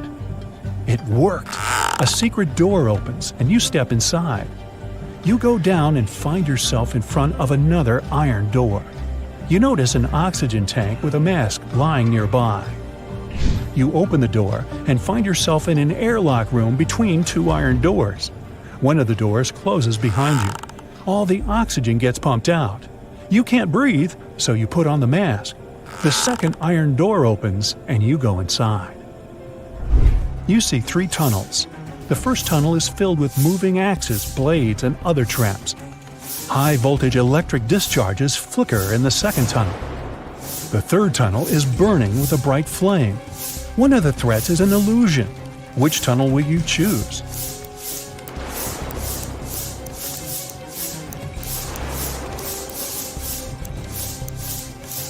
There's no air in the room, which means fire can't burn here. The flame is a hologram. You move on and find yourself in front of a dark room. It's so dark you can't see what's inside.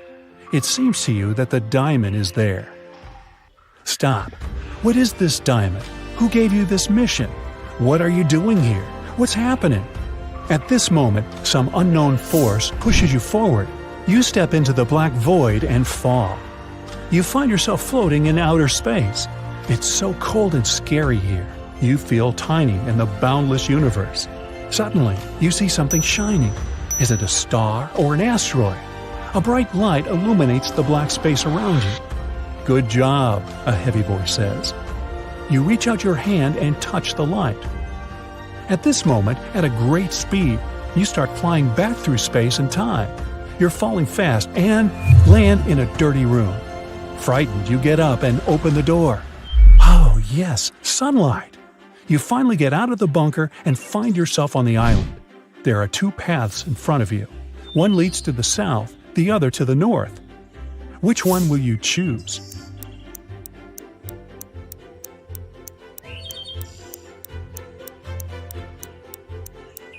The boat is supposed to be waiting for you in the south, remember?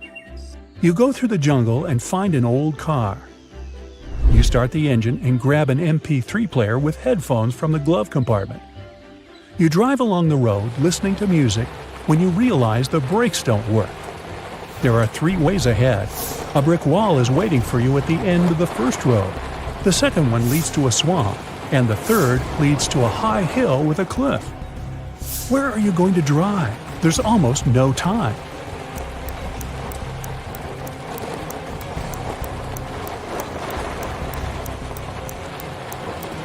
Release the gas pedal and drive up the hill. the car will start slowing down, and soon you'll be able to get out of it. You go through the jungle and find yourself on the shore. There's an old motorboat on the sand. You push it into the water, start the engine, and get in. After traveling for some time, you see rocks with shipwrecks next to them.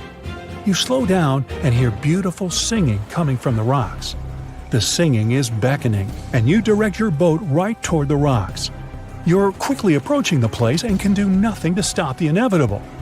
What will you do?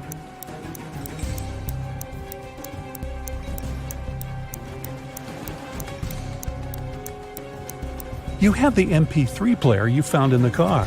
You put on the headphones, turn on cool epic music, and travel away.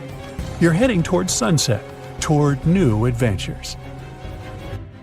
And now, let's check your points. 0 to 3 points. You definitely shouldn't go on dangerous adventures. You may be able to pass the first test, but you aren't likely to get through all the trials. 4 to 7 points. It's better, but you still lack confidence. You might panic in an extreme situation, and panic is the main enemy of any adventurer. 8 to 11 points. You're not afraid of danger. You always move forward with confidence. But you need to work on your attention to detail and your logical thinking skills to be able to always get out of trouble. 12 to 14 points. You're a real adventurer. You can handle not only exhausting challenges, but also survive inexplicable strange situations that would drive other people mad. Jack was walking home after a late night at work, but then he slowly started to feel dizzy, and everything turned into darkness. He opened his eyes in a jungle. When he took a look around, he spotted a jaguar which was slowly waking up. He needed to run. There were 3 different paths ahead. Which one should he choose? The first path is covered with fog, which makes it easy to get even more lost. The second path leads to a steep, rocky terrain, which can slow him down if the jaguar decides to chase him.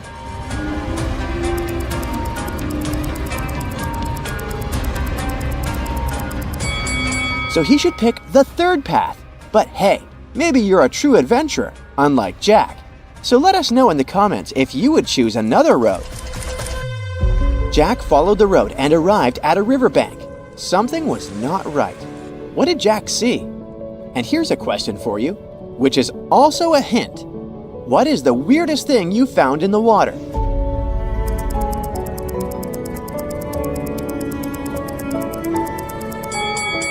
And look inside the river. There are small historical artifacts floating in the water with the stream. Ancient-looking artifacts. But as soon as he did, an arrow flew by and stuck in the tree right next to his head. Someone was attacking him. What should he do to escape them? Don't let Jack get hurt.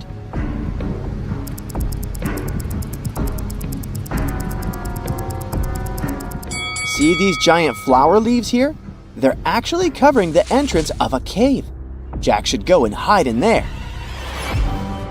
The cave was pitch black, but fortunately, Jack had a lighter in his pocket. As soon as he walked further inside, he tripped over something. When he checked out what caused this, he saw a 3-digit combination padlock covering a secret door to an underground tunnel. There was also a note next to it, hinting at the right combination. Take a look at it. Can you help Jack crack the code?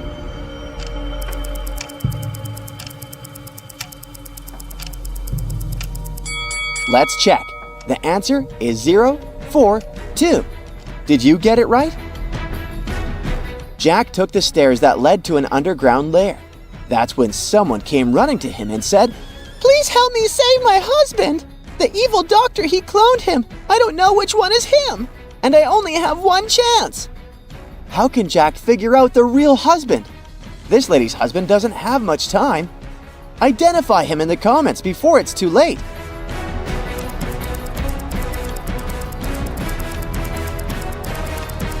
The answer is the guy on the right.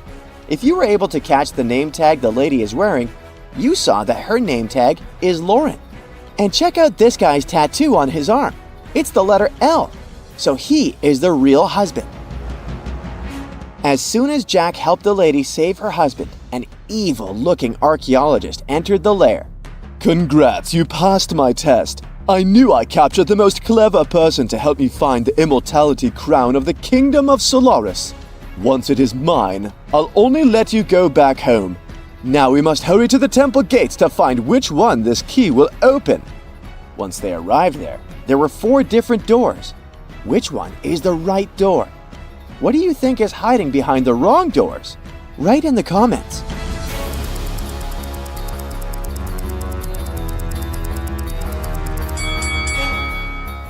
The key they have will open the 3rd door. The door led them to an empty room.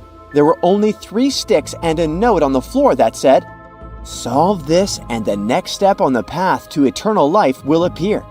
If you can't, you'll forever be trapped in here. Turn these 3 sticks into 4 without breaking a single one."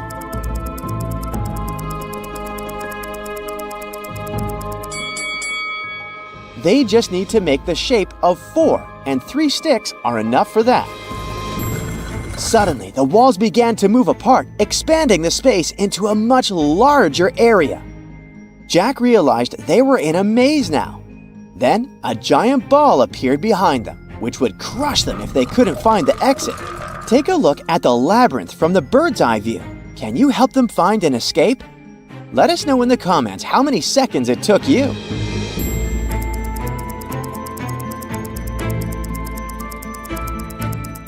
Here's the path they should take to exit the maze.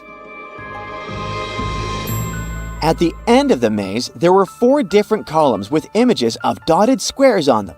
The evil archaeologist said, "We need to press the image that's different from the others. If we press the wrong one, we'll set off booby traps." What kind of trap do you think they are? Write it in the comments.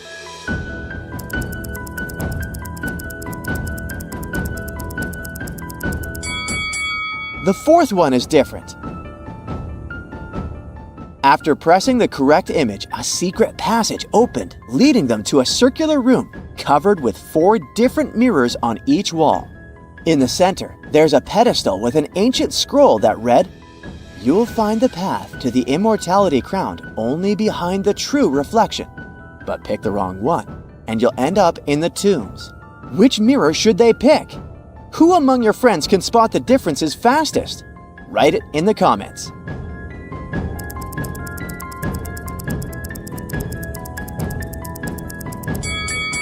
The mirror on this wall reflects a slightly different color than the room. This mirror shows a spider on the ceiling that isn't actually there. The 3rd mirror reflects a slightly distorted shape of their body, so they should choose the 4th mirror. It turns out the mirror was another door. It opened and led Jack and the archaeologist into another room. There were 4 different guardian statues there, all but one holding a gemstone in their hands. The one without a gemstone suddenly came to life and said, "Place the correct gemstone into my hands, or you'll turn into a statue like me." Take a look at these gemstones on the floor. Which color is the correct one? By the way, how about you let us know your favorite color in the comments?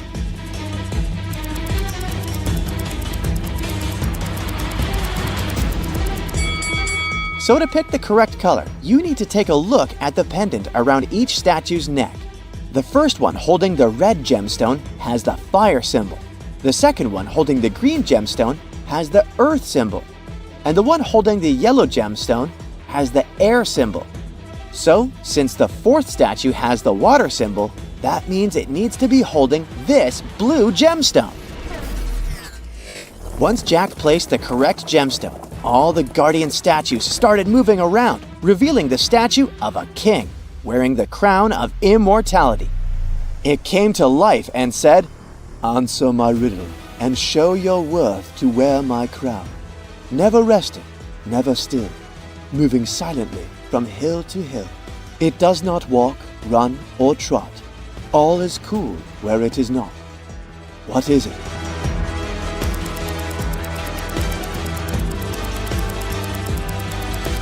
The answer is hidden in the name of the kingdom. It's sunshine. Once Jack gave the correct answer, the statue of the king handed the immortality crown to him. But before Jack could grab it, the archaeologist attacked him and took it for himself. That's when the room started filling with water and 3 doors appeared. The first one led to a cliff with sharp rocks.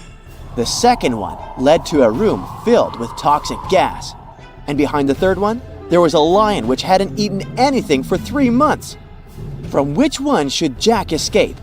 Come on, write your answer in the comments before the water fills the room.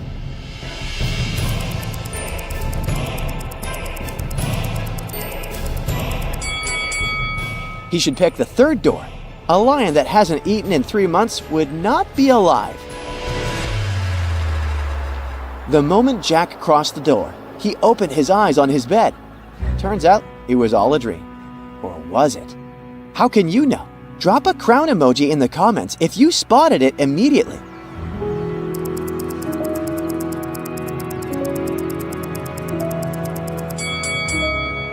Look, the immortality crown is here behind the curtain. It wasn't a dream. Hey, I'll be showing you mobile app logos, and your task is to guess them. Remember to keep your score. First, I'll show you 2. One is real, and one is fake. You have to find the real one. Let's start easy. Where's the real Facebook logo?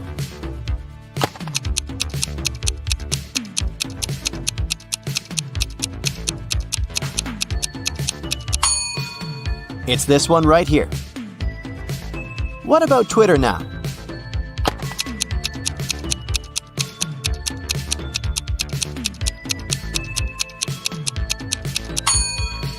It's the one on the right. Next up, Instagram. What's your call?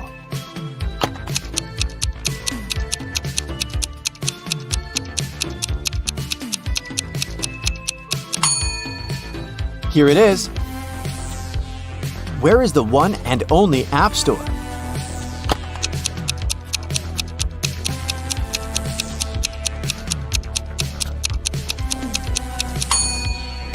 This one, of course. Slack's turn now. Where's the one?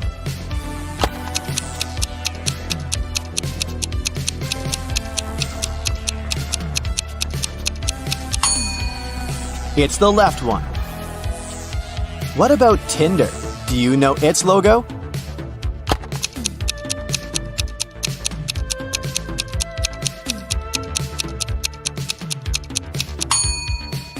That's the one. Play Store. What is the correct color arrangement?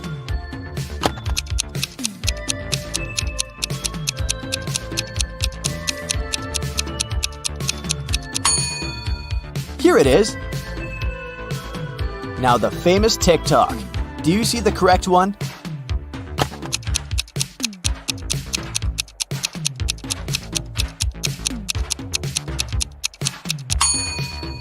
This one. Snapchat's turn. Find it.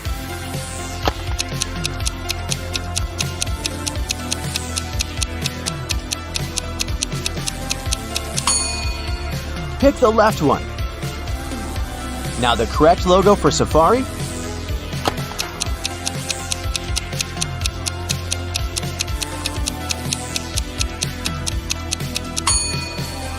Here's the right one.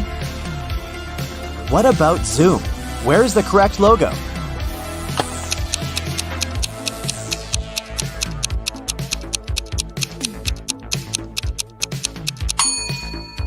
Right here. Pinterest, can you find it?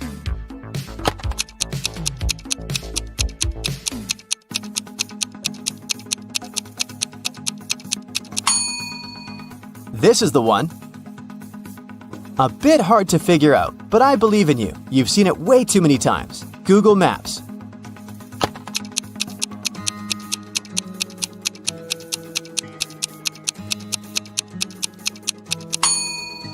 Here it is. Any thoughts on eBay?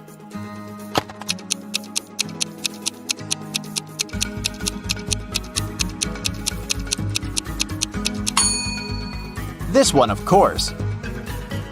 Quite easy. Shazam. What do you think? What's the right logo?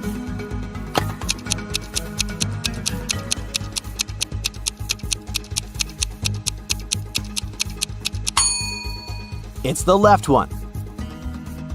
Next up, Likey. What do you say?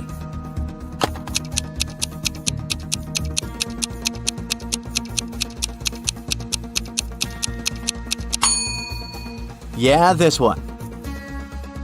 Now try to find the correct Skype logo.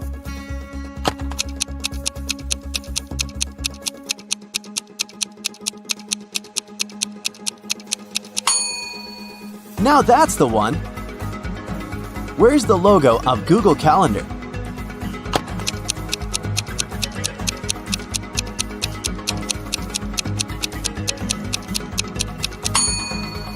Here's the original. Do you see the correct Cash App logo?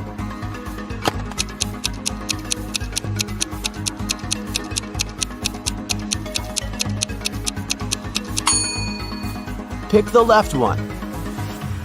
What about Wish? Where is the correct logo?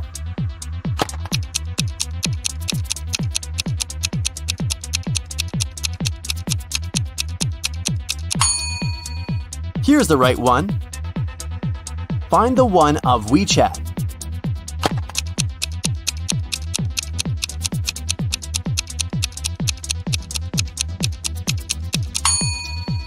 It's the one on the right. Another one for you, Periscope. Which one?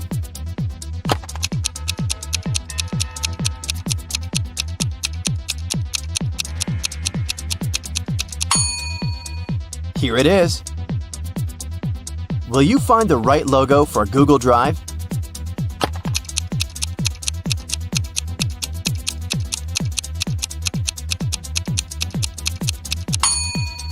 This one. Did you get it? Next up, another easy one is Spotify. It's your choice.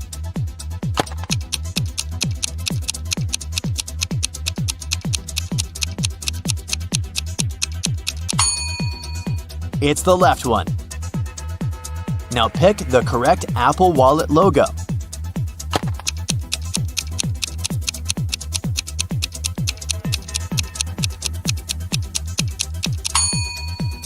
That's the one. Any thoughts on WhatsApp?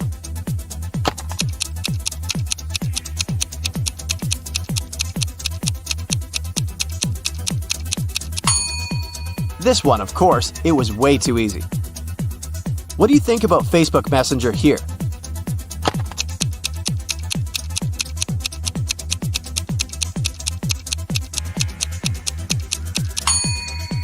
Here it is. Another easy one for you, Viber. Hit it.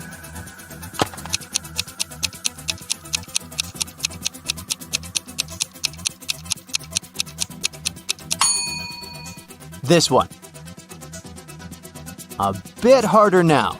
Google Lens. What do you pick?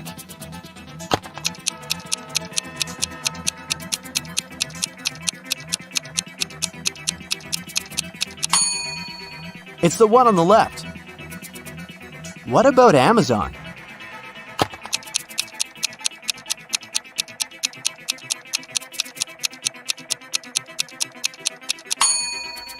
This one. Can you find the correct hieroglyph from Google Translate's logo?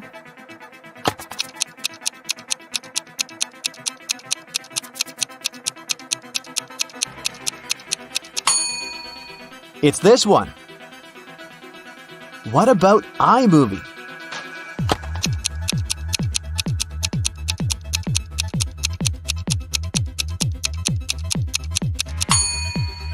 Here it is. iTunes, you know it well, so what's your choice?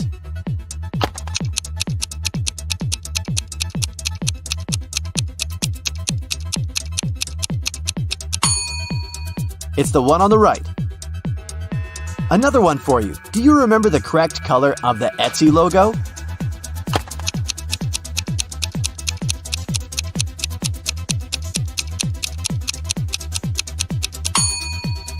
This one right here. Okay, the last one for this task is Google Photos.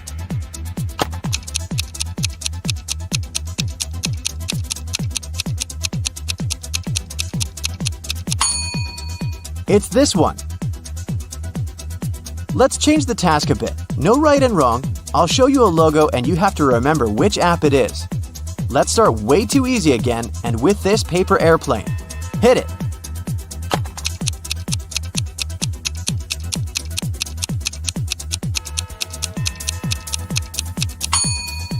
Telegram, of course. Any ideas here?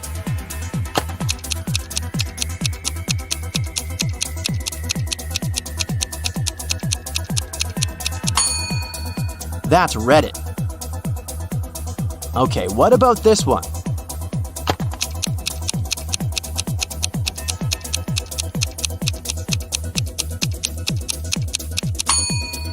Discord. Let's make it a bit more complicated. This one.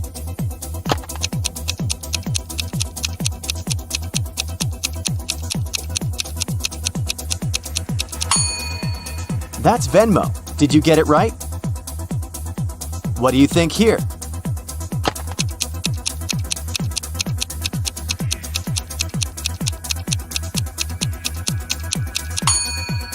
Signal, another messenger. What is this app?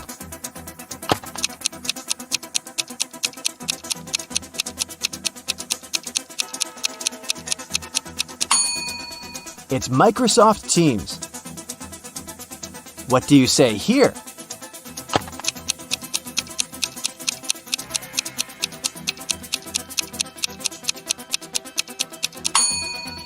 Airbnb. What do these two letters stand for?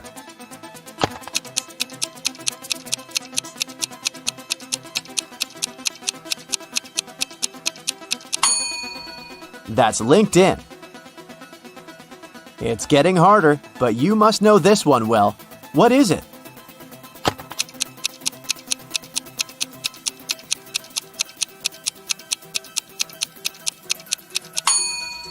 Google Authenticator. Do you think you know this logo?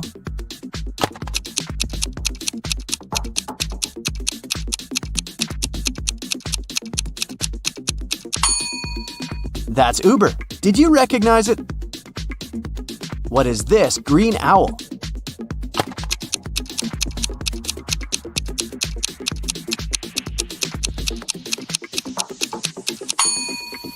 Duolingo. It's an app where you can learn languages. Another one for you. What are your thoughts?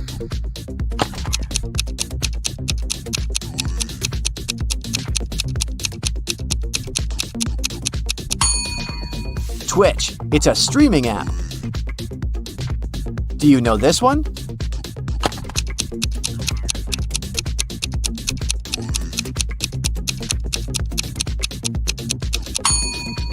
PixArt, a photo and video editor. Do you think you know this logo?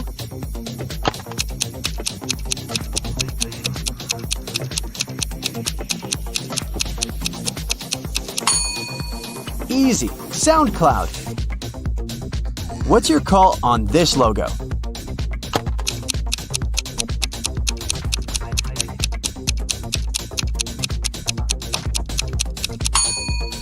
If you said GroupMe, then you're absolutely correct. Okay, let's keep going. This one might be hard to recognize though. What do you think?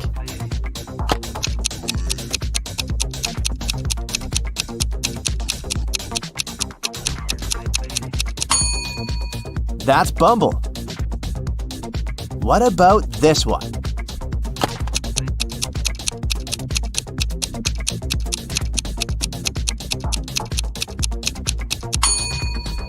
Procreate. Another one for you to recognize.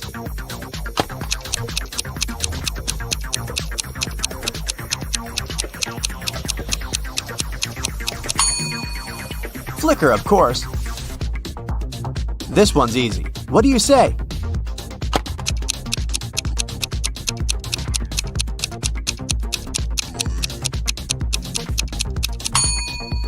It's Dropbox. Something more old schooly for you. What do you say?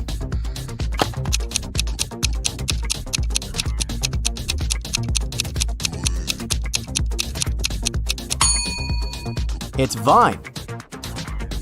Do you remember this app?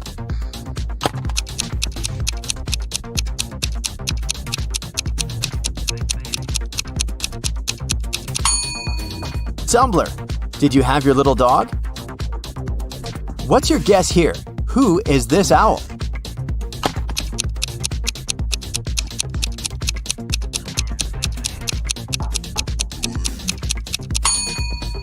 TripAdvisor. Another easy one. You're lucky today. What do you say?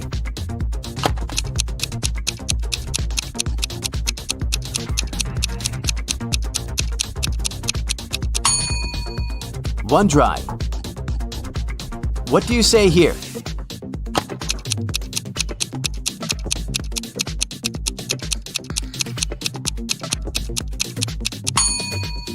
This is Badoo. Little tip, that's an app for organizing and productivity.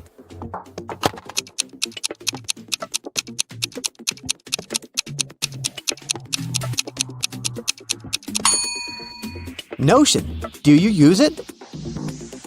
What is your best guess here?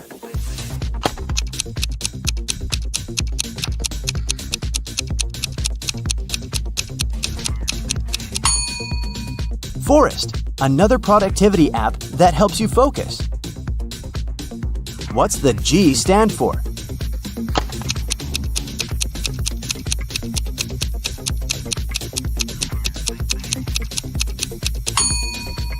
That's Goodreads. An oldie but a goodie. It's like an age test.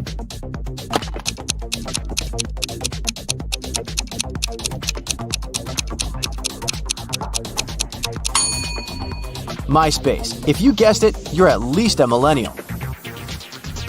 Think carefully. Can you drag this one out of your memory?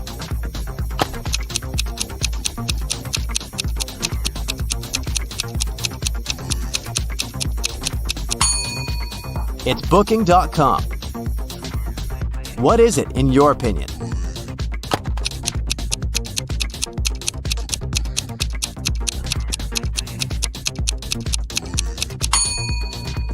Vimeo. Moving on. Do you remember this one? Quite well known.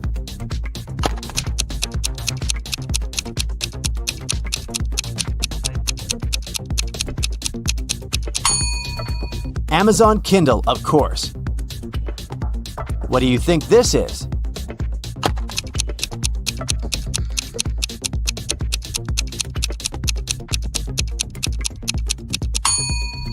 CapCut. What is this elephant app?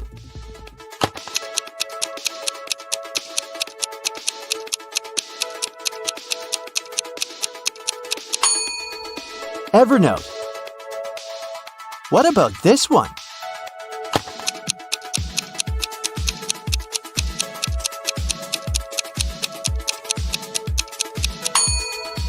That's Time Hop. Do you recognize this sphere?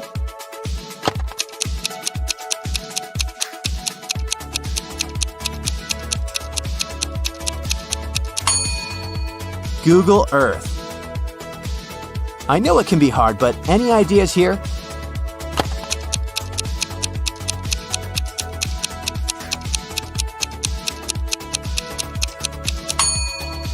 Libby by Overdrive. It's an app that gives you access to books from your local library. The game is getting harder. What do you think this is?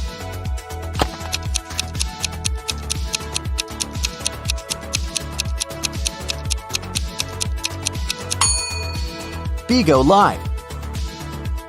What about this app?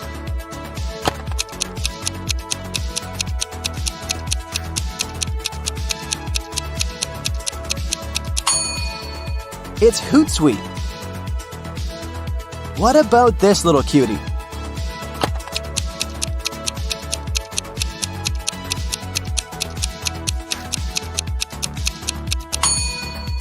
It's Waze. It's the last one for you. What is it?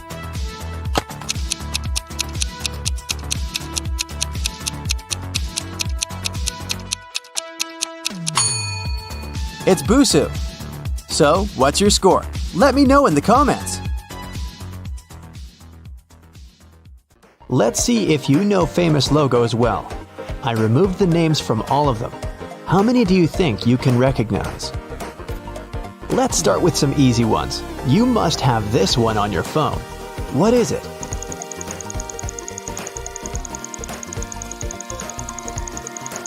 This is Instagram, of course. It's the fourth most popular social media platform in the world with over 1 billion active users.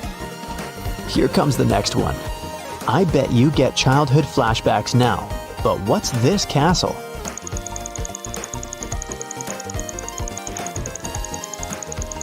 It's a bit old school, but I'm sure you managed to recognize it. It's Walt Disney Pictures. Do you remember whom this sign belongs to?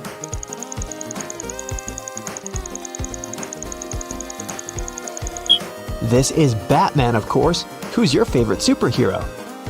You must know this one. So do you have an answer?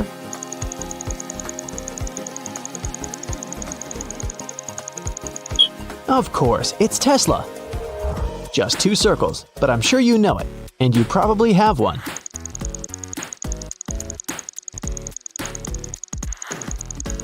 It's MasterCard. Does this one ring a bell? Gamers will know instantly though.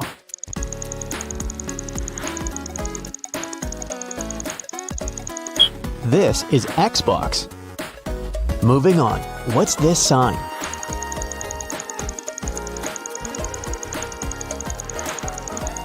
It's Toyota, a popular Japanese car brand. Do you still ever watch TV? If so, you should have no problem recognizing this one.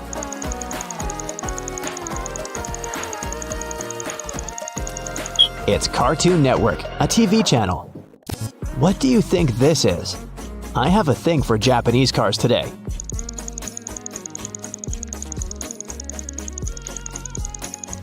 It's Mitsubishi. Moving on from car brands, what is this company?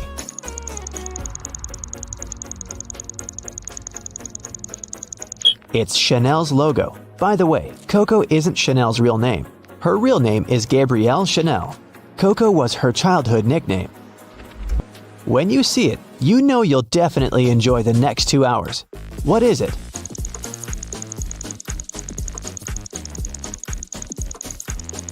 Of course, it's the Warner Brothers logo. So many great movies. Looks very familiar, but what exactly is it?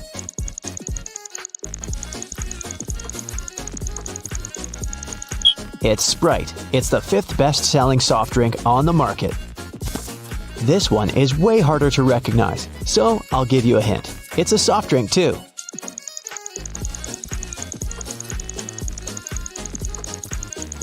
Yeah, right, it's Dr. Pepper. It's the 6th best-selling drink, going right after Sprite. Another way to spend a great evening. What is this company?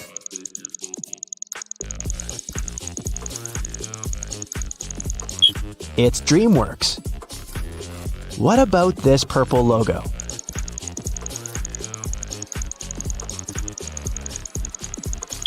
It's Yahoo! I don't think there's a person out there who doesn't know what this is.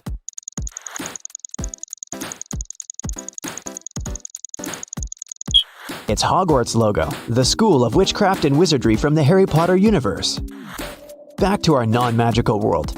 What's this company?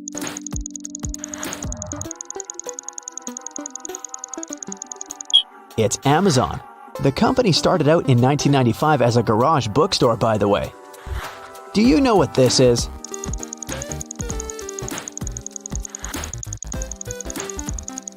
It's the PlayStation logo. Does this one ring a bell?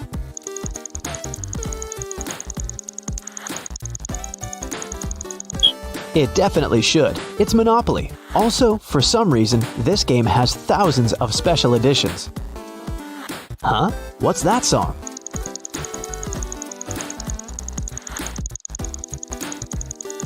Ask Shazam. Even if you're not a gamer, you can probably recognize this.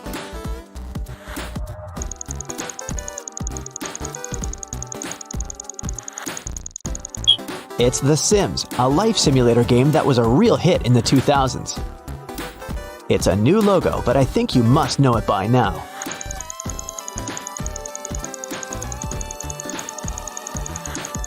It's Meta. It's the new name of Facebook Incorporated. They own Instagram and WhatsApp too. Not as popular as Facebook, but you might know this app, or ask someone from Gen Z.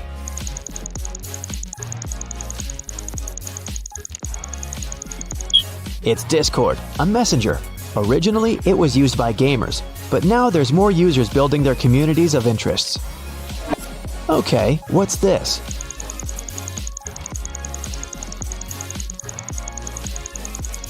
Yeah, I'm back to car brands again.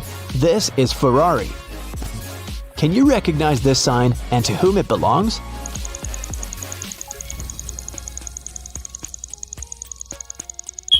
It's Wonder Woman. If you're a traveler, you know it all too well.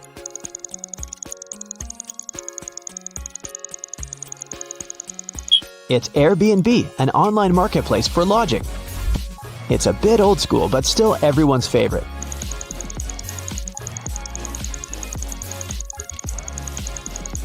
That's Discovery Channel. It's pretty hard, but you know it very well, I'm sure.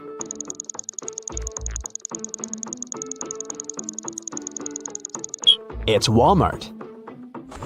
What do these two letters stand for?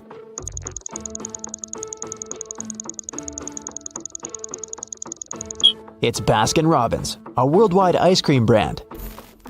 Even without the name, it's still recognizable. So, what do you say?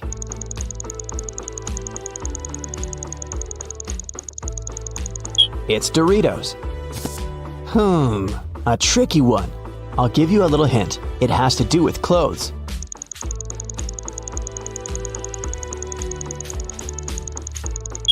It's Jack Wolfskin, a German manufacturer of quality outdoor clothes. Not so mainstream, but you've seen it a million times.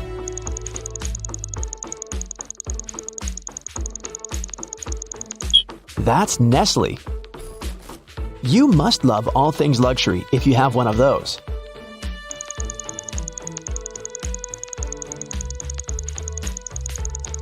That's Rolex, a Swiss watch designer.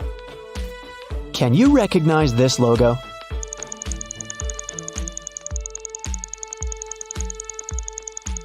That's Tommy Hilfiger, an American clothing brand. What about this one? It might seem hard, but I'm sure you'll know it.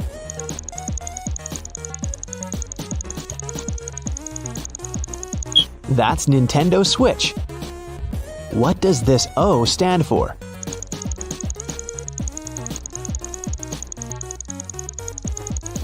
This is Opera, a web browser. For fellow oldies, this brings back so many memories.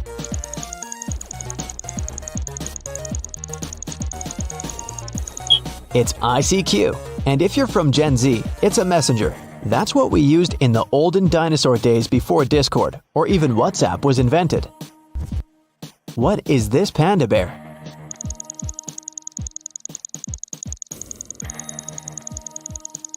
World Wildlife Fund, or WWF. That's an international non-governmental organization working on preserving wildlife.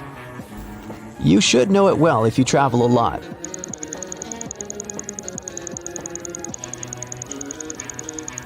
Toblerone, known by many as the airport chocolate. Do you know what this company is?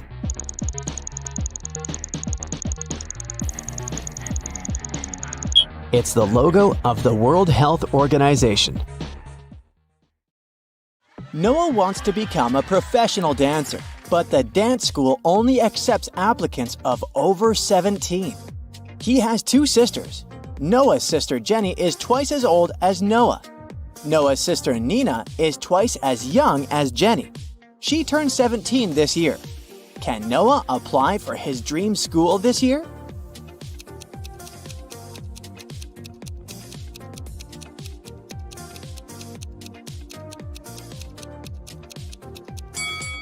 Yes, he can.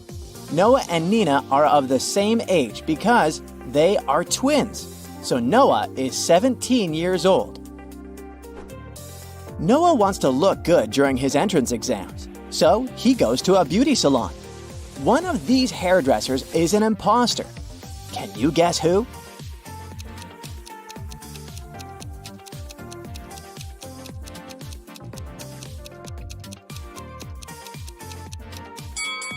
Look at the first guy. He doesn't have any scissors.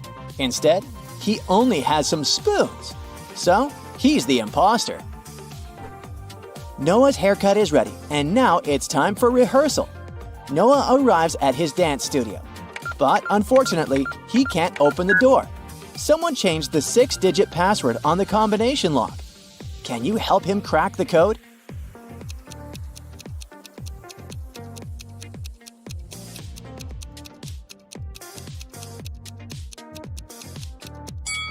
Take a look at the graffiti on the door. These letters are hints. If we replace each letter with its number in the alphabet, we'll get the code 231911. Problem solved! Noah enters the studio and faces 4 people in creepy costumes. One of them isn't human. Can you figure out who?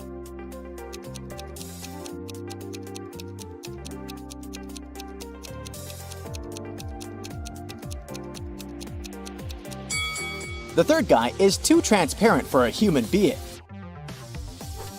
Noah's dance teacher enters the room and the class begins. Can you spot anything suspicious?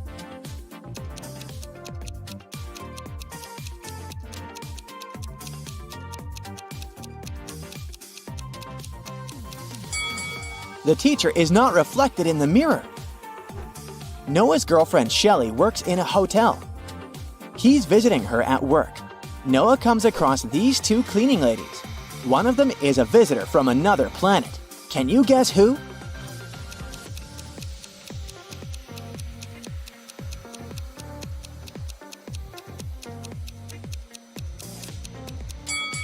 Take a look at the lady in green. Her vacuum cleaner is unplugged, but it works. So she's the space stranger. Noah returns home and says hi to his siblings. One of them is in danger. Can you guess who?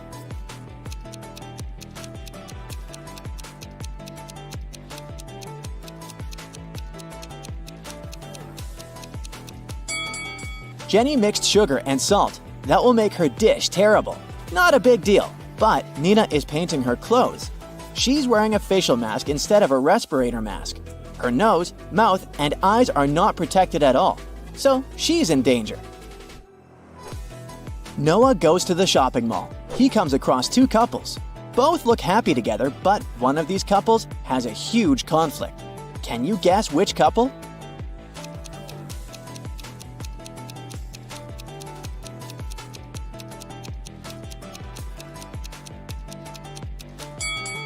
This blonde lady holds a knife very close to her partner, but she just wants to buy it.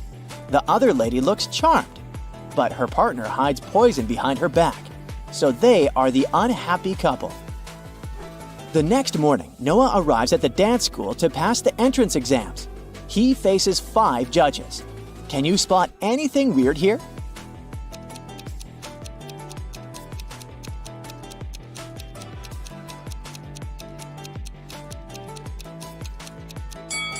Take a look at the wall. The guy in the painting is moving. Noah begins to dance. Suddenly, he slips and falls. Someone spilled oil on the floor. The judge takes a break and tells Noah that he can try again after lunch. Noah wants to know who sabotaged him. He finds 3 suspects and questions them. Shelly says that she live-streamed on social media during Noah's performance. Bobby says that he was in the toilet because of anxiety. And Susie says that she was applying makeup in the dressing room. Who spilled the oil?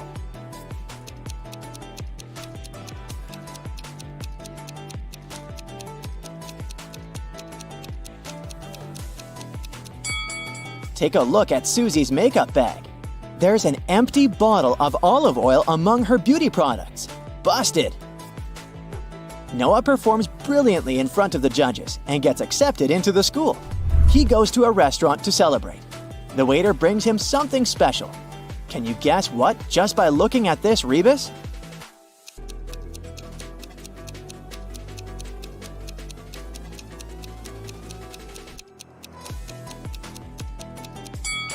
Mayonnaise. In the evening, Noah goes to a concert of his friend Donna. She's a famous singer. Donna's 3 biggest fans show up in the dressing room to meet her. After a while, Noah finds Donna unconscious and calls the police and an ambulance. All 3 of Donna's fans say they took her autographs and left.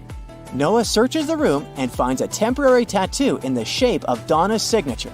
This means that one of these autographs is fake. Which one?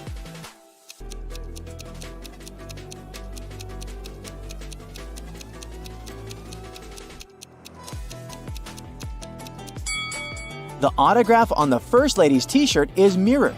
It's unlikely that Donna managed to sign it this way. The next day, Noah goes to the safari park. He sees a tiger approaching these 2 guys. Only one of them is in danger. Can you guess who?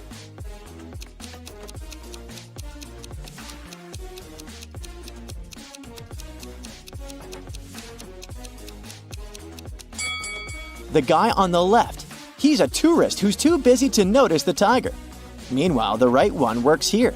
He has a badge, a protective hat, and a lasso, so he should know how to deal with tigers. It's Noah's first day at dance school. He enters the building and faces this scene. This guy loves her so much. Why did he push her?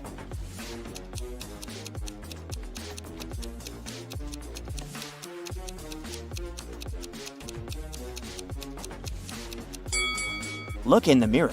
A cameraman is standing behind it. They're filming a movie. In the toilet, Noah realizes that he doesn't have any toilet paper. Thankfully, a guy in a stall nearby is willing to share his toilet paper. But only if Noah cracks his riddle. Nice guy. What can pass through water without getting wet? Can you help Noah out?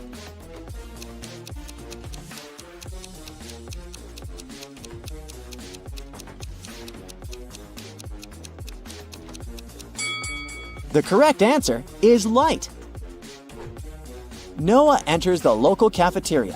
Harry, Aurora, and Carrie are drinking coffee. Meanwhile, Ellison, Lola, and Billy are drinking tea. What does Warren drink?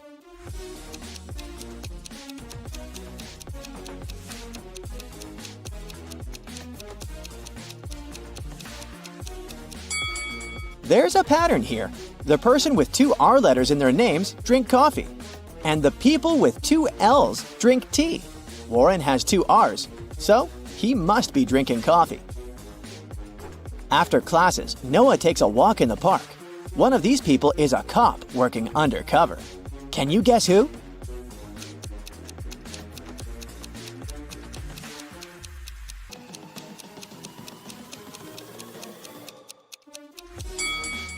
This lady. She's wearing a police badge.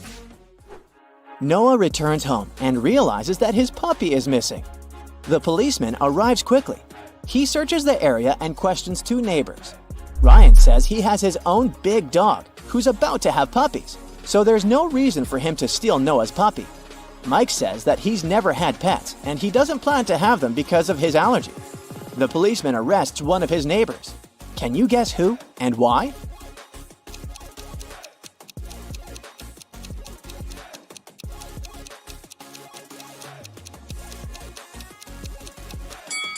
Mike stole the puppy. He has shopping bags from a pet shop in his house. Therefore, his story is fake. The next morning, Noah returns to the dance school. Oh no! Someone broke into his locker and stole his dancing shoes. Noah calls the security guard and they question 4 suspects. When Billy entered the dressing room, Noah's locker was already open. The cleaning lady says that she only entered this room once to wash the floors early in the morning. She didn't open any lockers. Mike says there's no point in stealing Noah's shoes because his feet are much bigger. And Warren says his parents can afford to buy the whole city, so why steal someone's cheap shoes? Who's lying?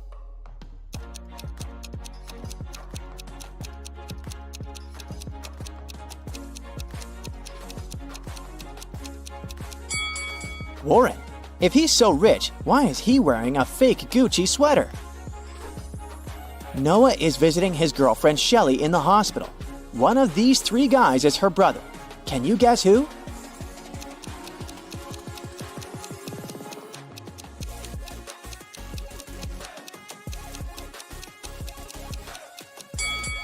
The third guy is her brother. They're twins, but with different hairstyles. Noah goes to buy some snacks for Shelly and gets lost in the hospital. He wanders around and finds another door with a combination lock, but he has to figure out the correct 4-digit code to open it. Can you help him?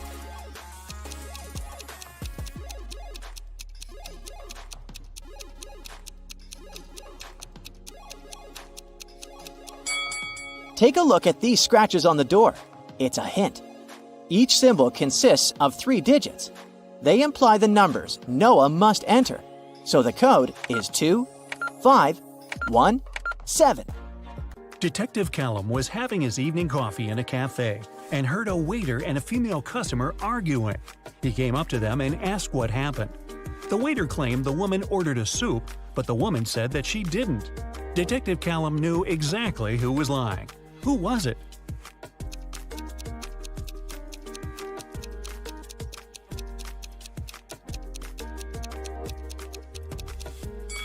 The sign on the door says that the cafe serves hot dishes only till 4 p.m. Take a look at the clock. It's 7 p.m.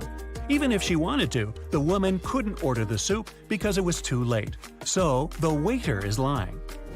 Chase was watching TV in the living room while his wife, who was in her 3rd trimester, was cooking dinner in the kitchen. Suddenly, Chase felt unwell and fell unconscious. His wife got dressed and took him to the hospital.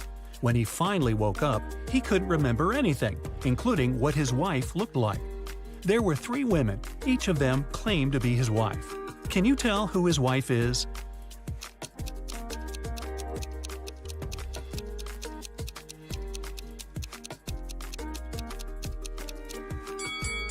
Firstly, his wife was pregnant and was in her 3rd trimester, so she must have a belly. So it isn't the woman on the left who doesn't look pregnant at all.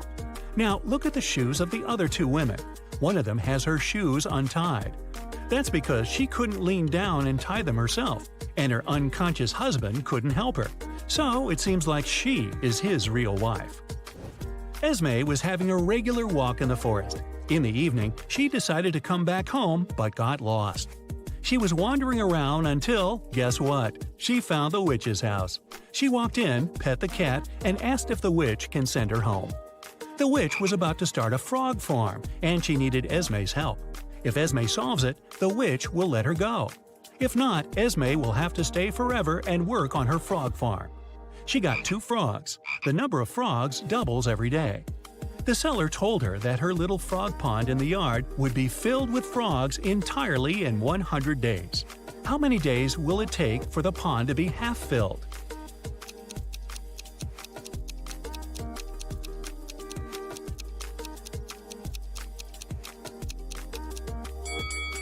Since the number of frogs doubles every time, the pond will be half filled the day before the pond is filled completely. So it'll happen on the 99th day. Emery was on the expedition and finally found an old cave where pirates used to leave their treasures. However, there are 4 chests, but only one had the gold. If Emery touches the wrong one, she'll get locked in the cave forever. The first chest said, "The treasure is in chest 2 or chest 4." The second one said, "It's in chest 1 or chest 3." The third chest says, "It's in here." The fourth one said, "It's not in here." However, only one of these statements was true. So which chest should Emery pick?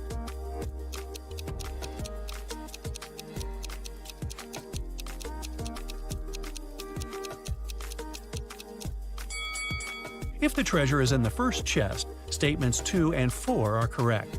However, there should only be one correct one. If it's in the second chest, the first one and the fourth one are true. If it's in the third chest, then 2 statements are true, the second and third. So Emery should pick the fourth chest. This way, only the first statement is correct and the treasure is in the fourth one. Detective Callum was in a bank and heard 2 women arguing.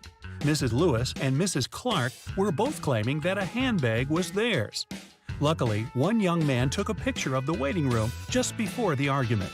So take a look and tell who the handbag belongs to.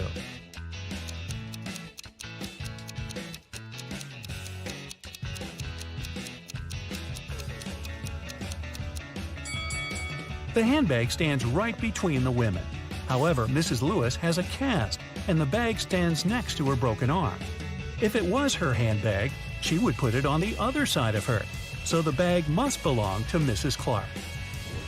Nick and Collins were traveling by train, and they were leaving at the same station. Collins stood up first and got his bag. But when Nick got his bag, he opened it and realized it wasn't his. So he accused Collins of trying to steal his bag. However, Collins says it was just an accident, because the bags looked exactly the same. Still, Nick didn't believe it was an accident. Take a look inside their bags and try to guess why. Collins' bag is only filled with a couple of plush toys, while Nick's bag had electronics and many books.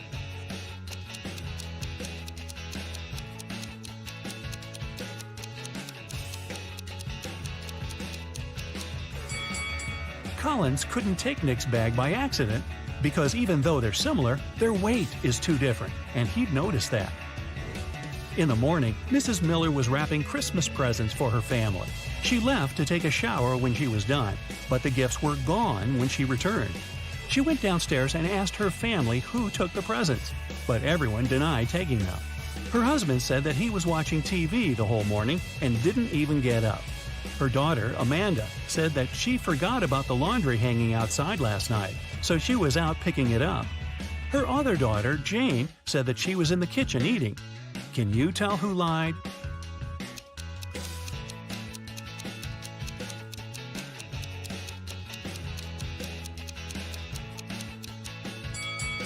It was Amanda. Her laundry is perfectly folded and dry, but it's cold outside and the laundry would be all frozen if she just picked it up. Mason was arrested for robbing a bank.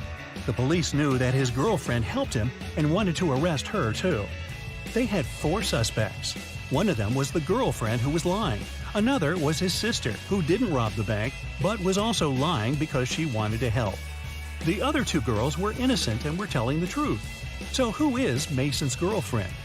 Selena says Amelia is his girlfriend. Felicia says Penelope is lying. Penelope says Selena is lying.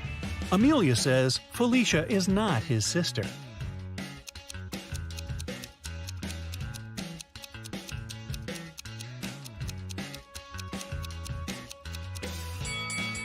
If Selena is telling the truth, Amelia is lying. Then Felicia is his sister who's lying. Therefore, Penelope is telling the truth.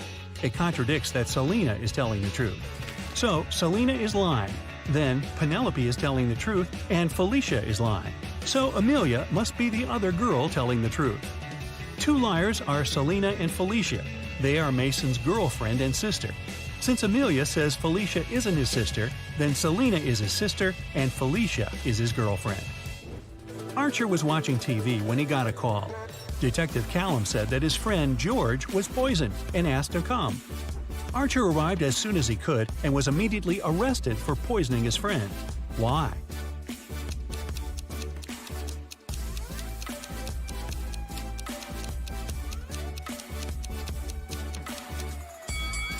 The detective didn't say where exactly to come. Maybe coming to his friend's house could be logical, but they are in some park. How would Archer know where to come if he didn't know what happened? A postman called Detective Callum and said someone needed help and gave the address. The detective arrived and found Mr. Hanks tied to a chair. Mr. Hanks said that he had been sitting there for several hours. Someone broke into his house at night, tied him up, and stole all of his money. His wife was outside the city. When the postman brought the mail in the morning, he asked for help. However, Detective Callum didn't believe the man and said that he staged it. Why didn't he believe Mr. Hanks?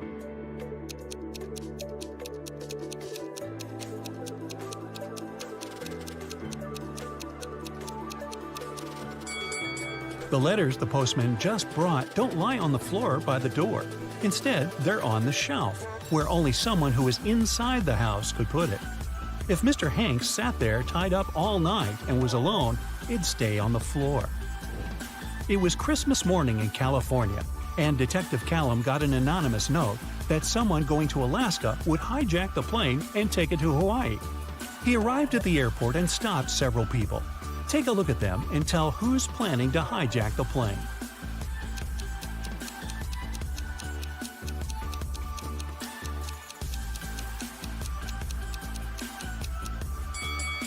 It must be the man who's the very first in line. It's Christmas, and people are going to Alaska. It's cold there in winter. Still, the guy is lightly dressed and doesn't have any luggage with him. It seems that he knows he isn't planning to land in cold Alaska. Damon, Karis, and Geneva are best friends. Now, take a look at their hands and tell which one of them is a millionaire.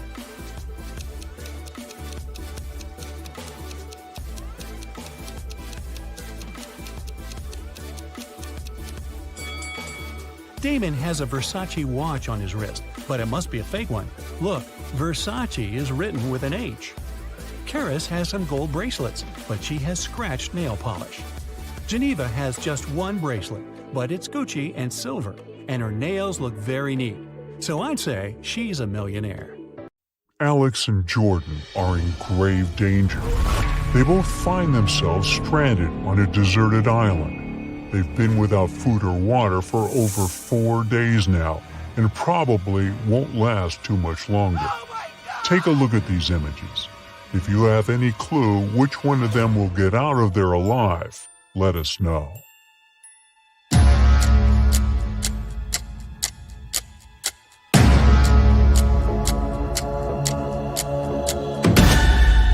Jordan, the guy on the left, has a way to survive this whole thing.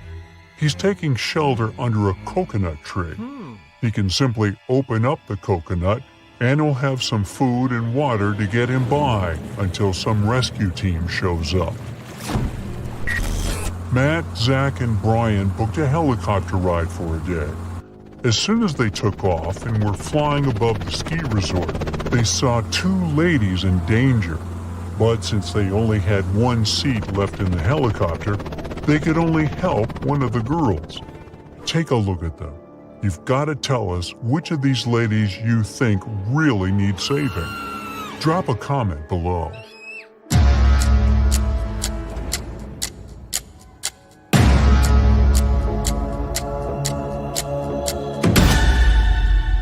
It's the lady on the left, hanging on the top of the cliff. She can fall at any moment. The other lady can slide down the slope without her skiing poles, that's for sure.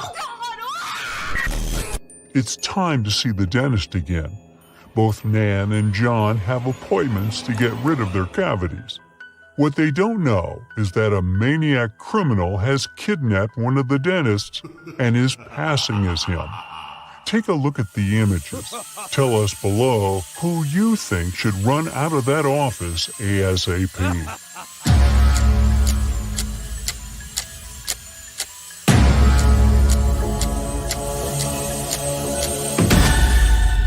Nan is the one in danger.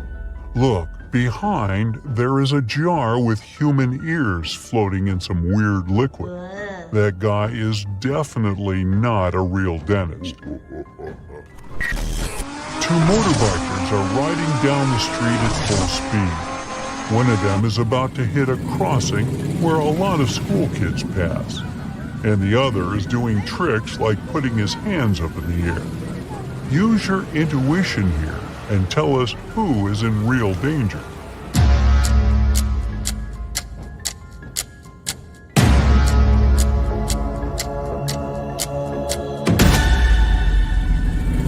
It's the guy heading to the crossing. If he doesn't slow down, he'll probably hurt himself, the lady that's riding with him, and the kids. Barbara has a temperamental pit bull.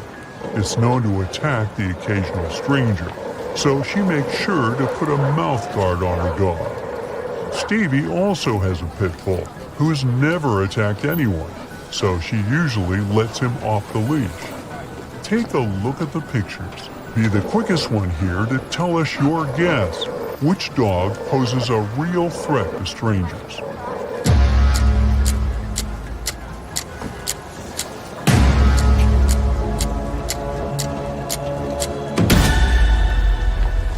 It's the dog without the leash, of course. Animals are too unpredictable, and just because he hasn't attacked anyone before doesn't mean he won't. Pet should be considered a national hazard. He puts himself and others in pretty dangerous situations while being completely clueless about it. In the first case, he's lighting a match while there's gasoline spilled on the floor. In the second case, he's holding a sword pointed at a young lady. Take a good look at the pictures and give your best shot guessing who's in more danger.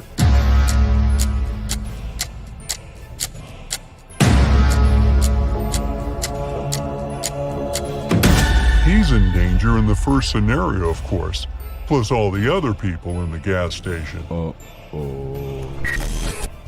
Jane was running late for her date, so she decided to blow dry her hair while she was taking a bath. Jake was so stressed from work that he decided to take a relaxing bath while finishing his work for the day. Hurry, give us your take below on who is probably going down the drain on this one.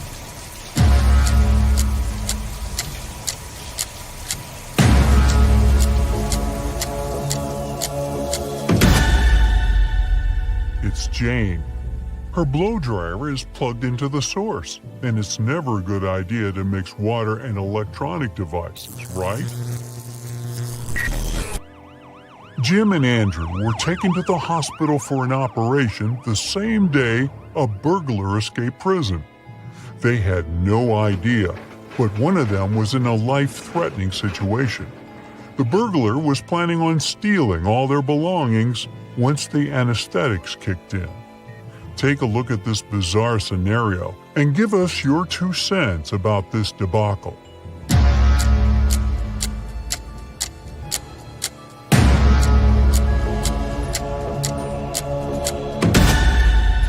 Although the doctor on the right has mud on his pants, look at the guy on the left. He is not wearing gloves. Plus, you can still see part of his name tag from his time in prison. Oh boy. Matthew and Simon are adrenaline seekers. Their favorite hobby is walking on tightropes, hanging on top of cliffs. Take a look at both images and share your guess on who is in real danger this time.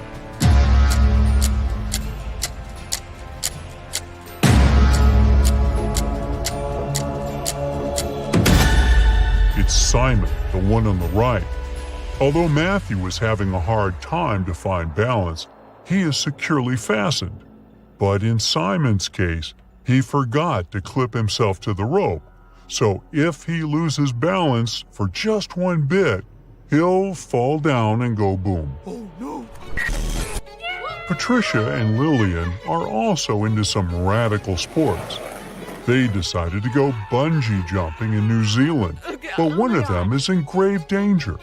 Take a look at the images and don't hesitate to share your answer with us below.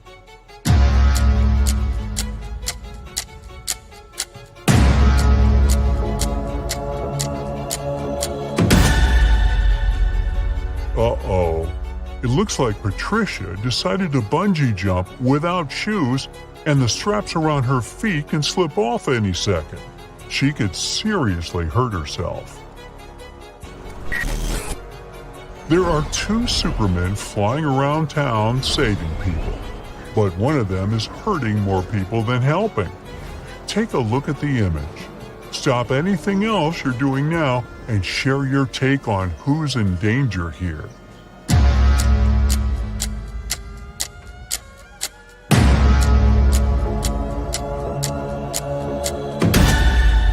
The guy on the right, he's not a real Superman. For starters, the S on his suit is the other way around. Plus, he's got some blood on his hands. I don't even want to know why. Lily and Matt were traveling around Asia and decided to book a spa appointment. They had no idea what they were getting into, but one of them might actually be in grave danger. Take a look at the images and find the imposter before it's too late. Don't keep the answer to yourself, though. Let us know below.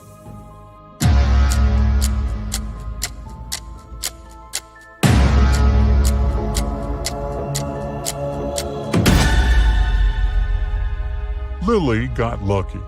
She just got a normal acupuncture session. But Matt is in danger. The guy put venomous snakes and spiders on top of him. That's not safe at all. Understatement. Oh no. Margaret left school and went straight to the ice cream truck to get herself a scoop. Right in front of the truck, there was an old man offering his ice cream to the people passing by. Judy left class earlier to meet her brother at the park. When she arrived at the park, she ran into a friend of her father. He looked very happy to see her and offered her a lollipop. Take a look at both of these pictures and hurry up to figure out who's in danger here. Do share it with us, though.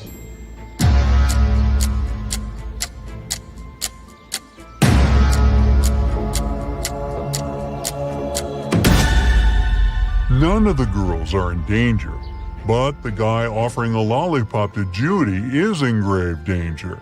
There's a snake trying to coil on his legs. That's never a good sign. Sam was late for work, so he decided to take a shortcut that went through the train tracks. Becky was feeling kind of sad, so she decided to go for a walk around the same area. What they didn't know was that the new electric train didn't make any noise, and it was passing by around the same time they were crossing the tracks. Put on your detective hat and figure out who is in real danger here.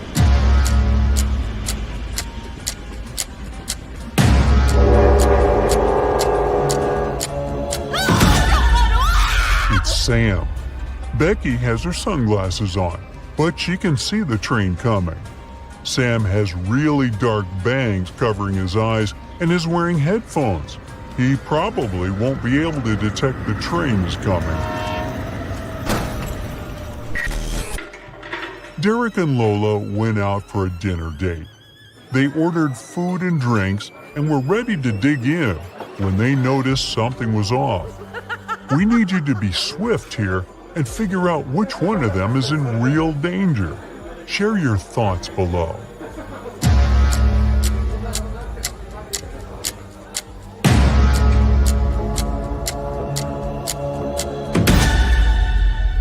It's Derek. His soft drink looks a bit too greenish, don't you think? Oh God. Marcus is a lucky game show winner. He can choose one of 3 prizes: a brand new Mercedes, an expensive laptop, or a designer wallet. What do you think is the best choice? Comment below.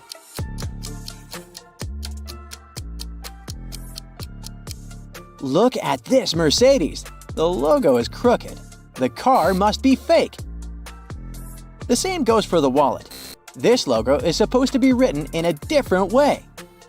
That's what the real logo looks like. But the laptop seems to be okay. The logo is correct. So, Marcus should probably opt for this device.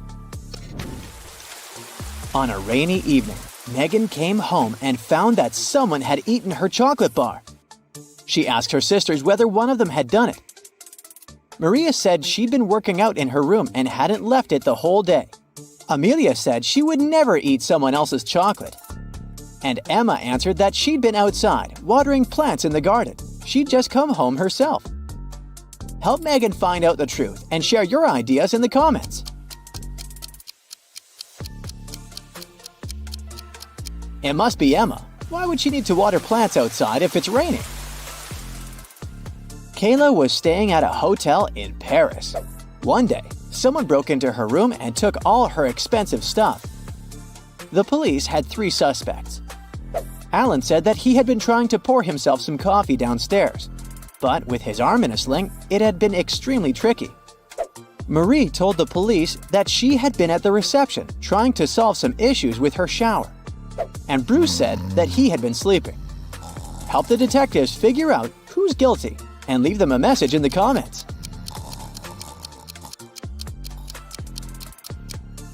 Alan broke into Kayla's room. Look at his cast. He's wearing it over his sweater. It must be fake. Detective Morton has received wedding pictures of two newlywed couples from a client. He knows that both couples got married on the same beach in the Maldives. It's famous for its beautiful sunsets. But one of these couples is indeed very rich, while the other is broke. For some unfathomable reason, the detective client wants to know which couple has money. If you figure it out faster than Morton and write your answer in the comments, the detective will probably have to give you his badge.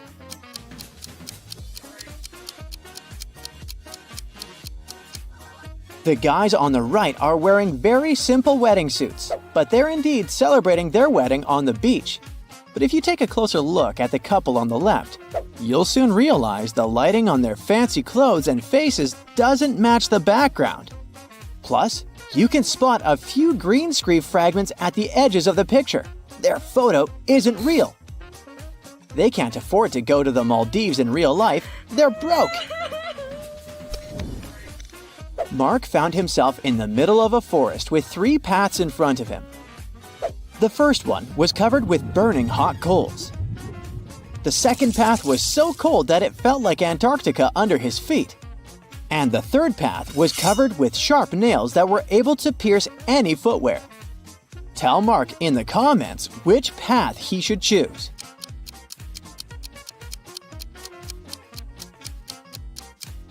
The guy should pick the third path. All that ice is bound to be gone soon since it's too close to hot coals.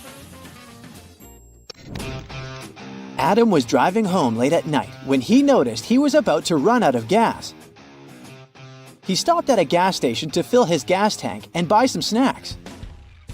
Inside, there was a cashier and another customer dressed in black.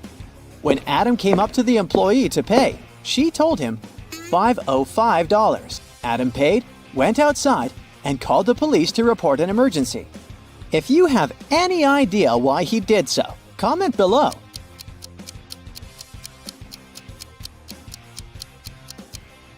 You probably noticed that the cash register actually showed $18.35, but the cashier said $505, which looks like SOS. Detective Brown rushed to an expensive restaurant. Someone had stolen a gold spoon there. If the detective didn't find the real culprit, the waiter would have big problems. Luckily, there were still a lot of people in the restaurant, and Detective Brown questioned the main suspects. A group of friends said they were celebrating a birthday. They wouldn't spoil their party this way. A cheerful man said he'd been walking in the area and had dropped by to check out this place. And a miserable-looking guy answered that his wife had left him, and he had come to the restaurant to take his mind off his problems. You must help the detective to find the criminal. When you do, write your answer in the comments faster than the others.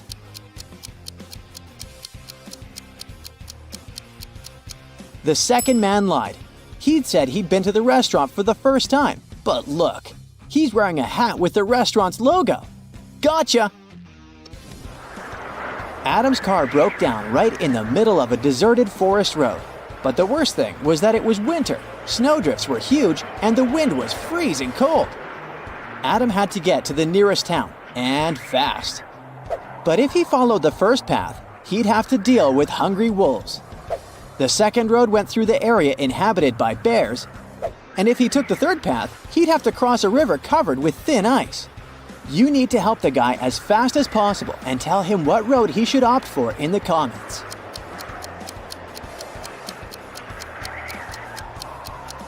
Adam should sneak through the bear's territory. These animals usually sleep in the winter.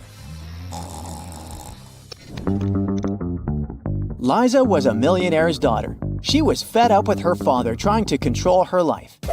After he told her one day he'd found a fiancé for her, she decided to run away from home. The girl knew her father would send his people to bring her back, so she never stayed in one hotel for more than one night. Once, she found herself in a small town. It was getting dark, and she had no choice but to stop at the first hotel she saw. The receptionist said that her room number was 910 and offered to show her where it was. Liza immediately grabbed her bag, ran out of the hotel, jumped in her car, and speeded away. If you can write in the comments the reason for such a weird reaction, you deserve the title of the true detective.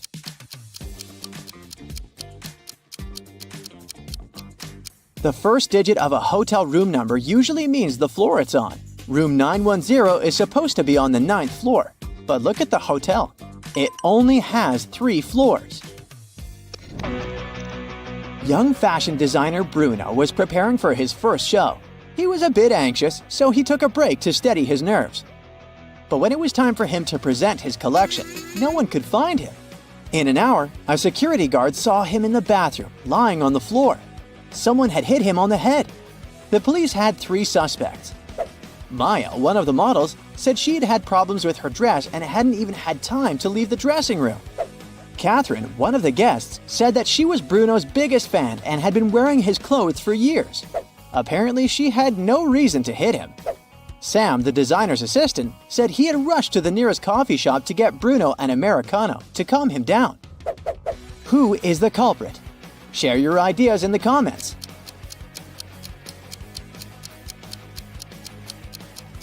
It was Catherine. That day, it was Bruno's first show. Then how could she be wearing his clothes for years? Richard had a collection of beautiful paintings. One day, while he was away, his favorite one got stolen. The police suspected one of Richard's neighbors. Nicole said she'd been out of town. She returned home just an hour ago and was so tired after a long drive that she immediately went to bed. Dennis said he had been getting ready to paint his house, but since it didn't seem the rain would stop anytime soon, he went to the movies instead. Julie answered that her sister had been feeling unwell. That's why Julie was busy looking after her little nephew. Take that magnifying glass of yours and tell us the truth. Who's guilty?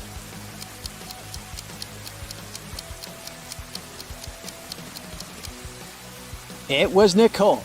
It had been raining for the whole day. If the woman had returned home just an hour before, the road under her car would be wet. Get ready to decipher the enigma. 3 women gathered at a table in a popular cafe.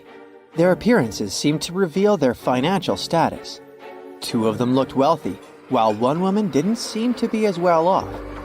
Look at these ladies very attentively and write in the comments which of them is not actually rich. The answer might not be as obvious as it seems.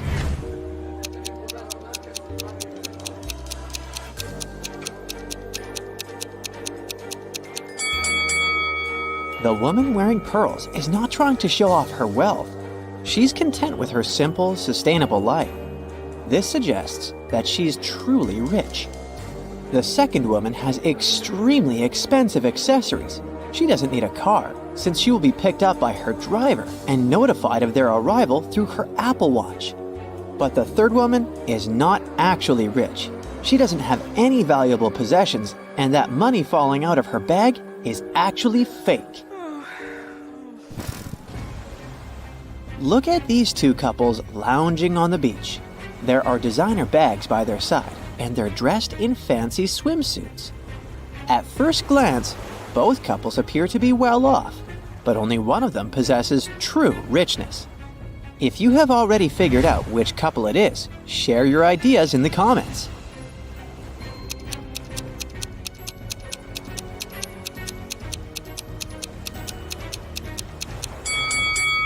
The couple on the left have some fake items. If you look at them attentively, you'll notice that the logos are written incorrectly. They're also pale. Can it be because they have to work all the time and go on vacation just once a year? As for the couple on the right, their seemingly simpler yet well-maintained belongings suggest that they value quality over extravagance. And their worn luggage speaks of their many trips. Plus, they have tanned skin, which means that they can vacation much more often.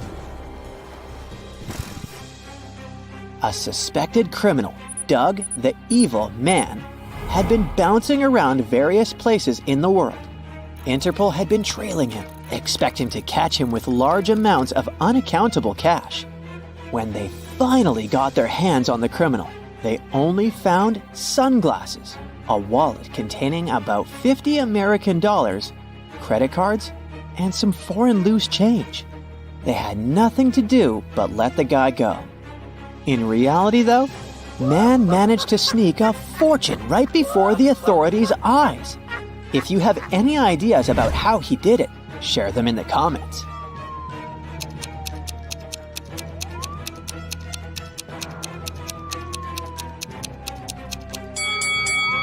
These foreign coins were actually extremely rare and incredibly expensive ancient coins. Detective Stanwyck came to Mr. Pennyroll's house to investigate a crime.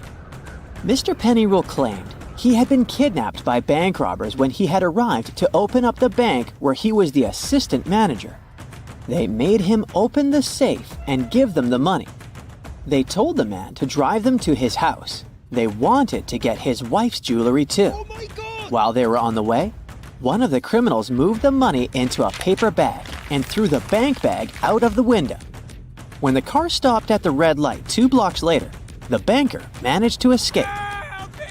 The detective decided to follow the route back to the bank to look for clues. At one point, Mr. Pennyroll shouted that he saw the empty bank bag, and a few minutes later, he pointed at the red light where he managed to escape. When they arrived at the bank, Detective Stanwyck arrested Mr. Pennyroll for a false report. Have you noticed a problem with the banker's story? Then tell us in the comments below.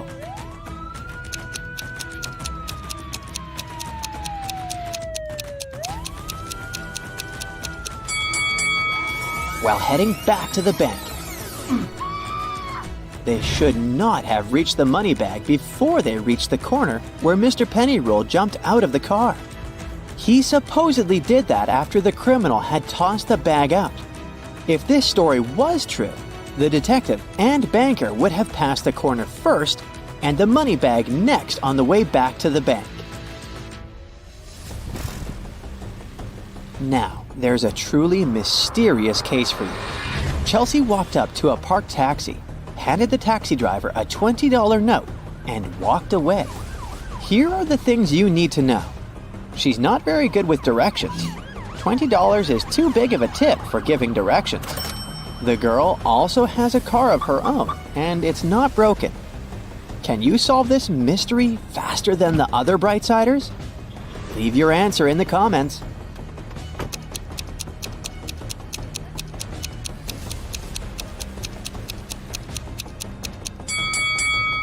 Chelsea was lost and paid the taxi driver to take her to her destination. She followed him in her own car. Look at this picture very attentively. Can you spot a thief and explain your choice in the comments below the video?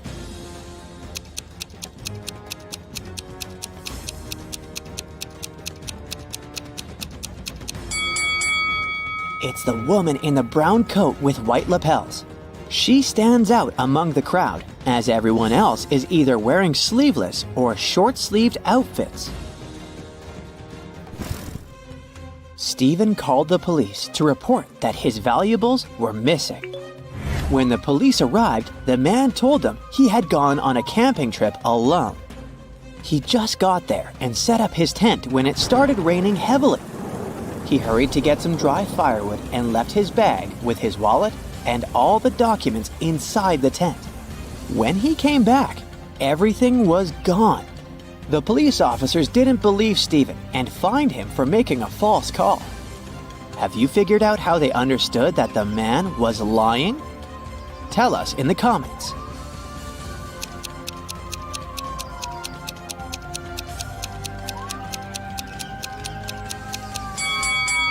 Stephen said he had set up the tent before it started to rain. But then, why is there a big puddle inside? Tom vanished at around 10 p.m. on Friday in the fall. A police officer questioned his 4 friends. She suspected that one of them had something to do with the guy's disappearance. She asked each of them what they had been doing at that time. Adam said he had been choosing an outfit for a date.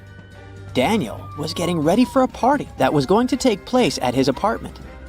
Sophia said she had been relaxing by doing yoga before her night shift at work. And Jake was watching birds in the park. After questioning the suspects, The police officer arrested one of Tom's friends.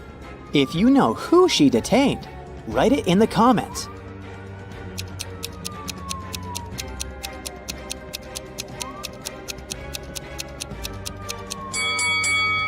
It was Jake.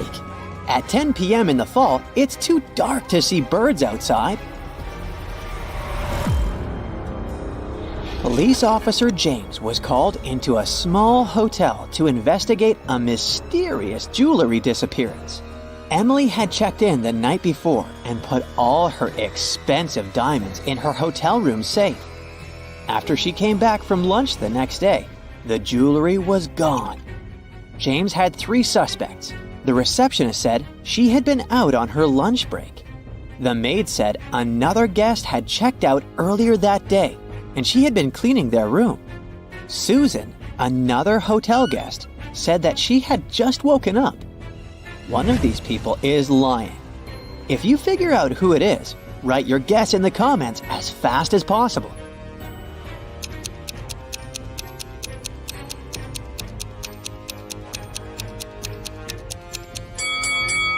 It's Susan. She said she had just woken up, but look at her bed. The maid had already made it. Joan came home one evening and discovered that someone had robbed her house. When the police arrived, they went to question the neighbors. Victoria said that she had been visiting her friend who lived 2 blocks away. She came home a couple of minutes ago. Peter said that he had been ill. He only made a short trip to the pharmacy and stayed in bed after that. Nathan said that he and his wife had been preparing for a barbecue party with their friends. But it started raining heavily, and they had to cancel their plans.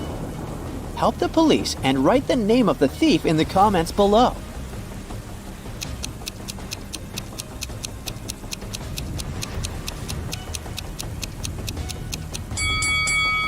It was Victoria. It was raining, and she said she had just come home. But look! Her hair, clothes, and the umbrella, which is standing near the door, are absolutely dry. Tyler was going to his friend's place in the evening when a stranger in a black mask captured him. The next thing the guy knew, he was in a large room, locked in a cage. There were 3 levers in the wall next to the cage. If he pulled the first lever, he would let hungry lions into the cage. The second lever would flood the cage with water. And the third lever would activate a special mechanism that would make the top of the cage move down towards the bottom, crushing everyone and everything inside. Which lever should Tyler pull to survive? Share your choice in the comments.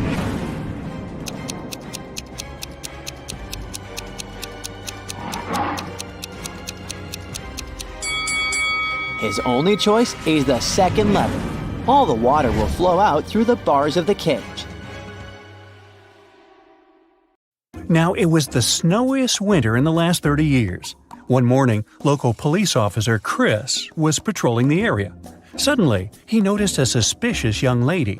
She was walking towards the road and carrying 2 heavy bags. Chris asked her what was in the bags. The lady said she had broken up with her boyfriend and packed his stuff to get rid of it.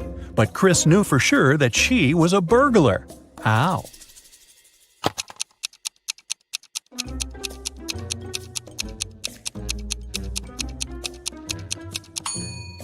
She got out of the house through the window.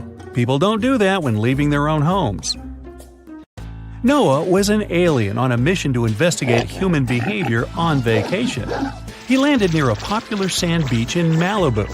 Noah put on a special human-like costume and hid in the crowd. Special Agent Sam was sent to the beach to deal with this issue.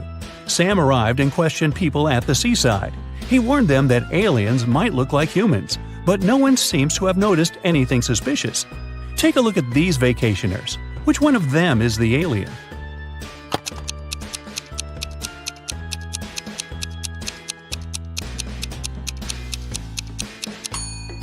That's right, the guy on the left has 4 arms. Yeah, that's a clue. Agent Sam caught the alien, but Noah changed his appearance and managed to escape. Sam noticed a weird figure jumping inside a train. The man decided to stop the train to check all the passengers. Look at the picture attentively and help Sam find the alien.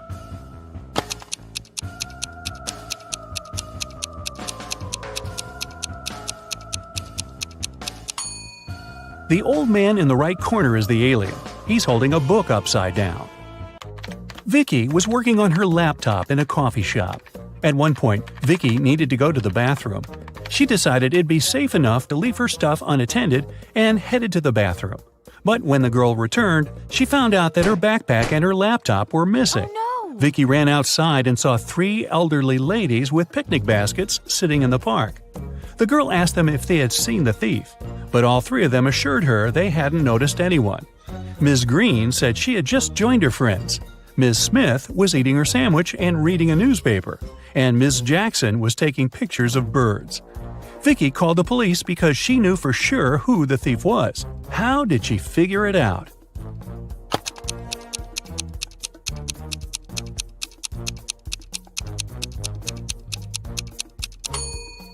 Ms. Green stole Vicky's things. The red backpack strap is hanging out of her picnic basket. Paul stayed late at the library. When he finished studying, he headed home. As he was walking down the dark hallway, he heard a voice coming from the men's locker room. Paul noticed that someone had locked the door from the outside. Paul opened it and saw Tom. The guy had no idea who had locked him in. He went to the swimming pool, but it was closed that day, so he decided to go home. Suddenly, someone turned off the lights and locked him in. Paul promised to find the culprit. The next morning, he questioned his classmates. Courtney said she had been working on her project in the classroom. Josh said, "I swam in the pool for a while and then went to play basketball." Bob was with Courtney, but he left earlier to celebrate his granny's birthday with his family. Paul understood who was lying right away. What about you?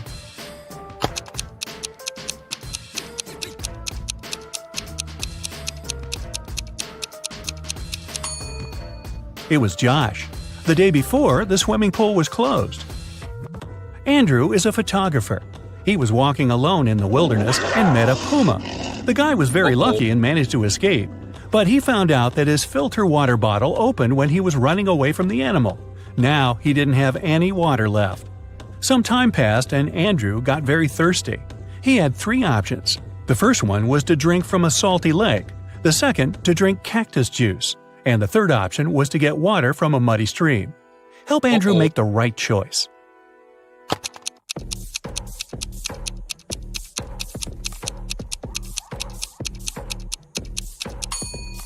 The third option is the least dangerous. You can't drink water from a salt lake, it won't quench your thirst. If Andrew drank cactus juice, he would get poisoned, but his filter bottle can easily clean muddy water. It has 13 hearts but no other organs. Ooh, what's the name of this creature?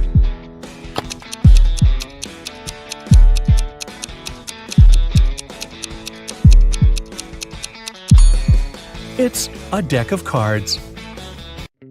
What can you catch but never throw?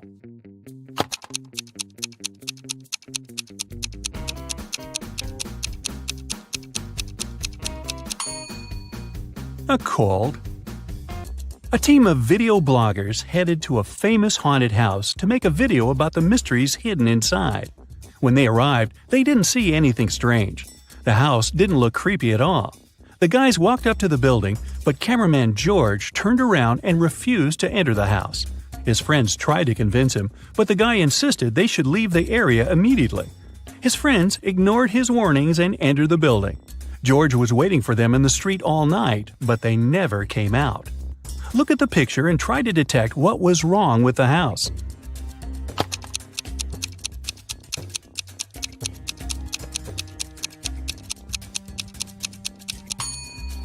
Look at the ground. All footprints lead to the house, but there are no footprints leading away from the building.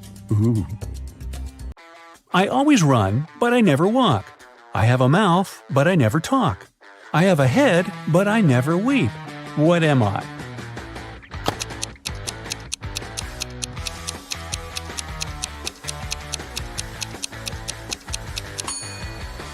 That's right, I'm a river. Look at the picture. Can you spot a burglar?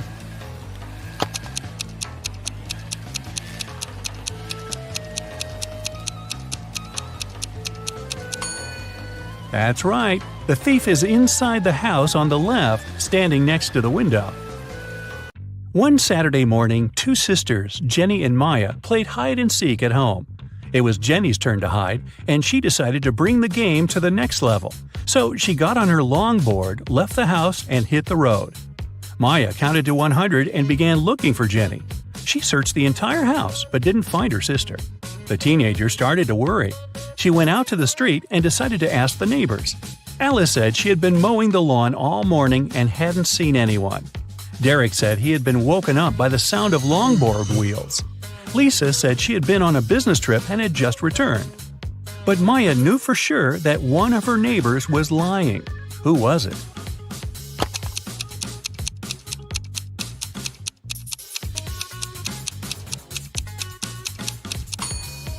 Alice lied. Take a closer look.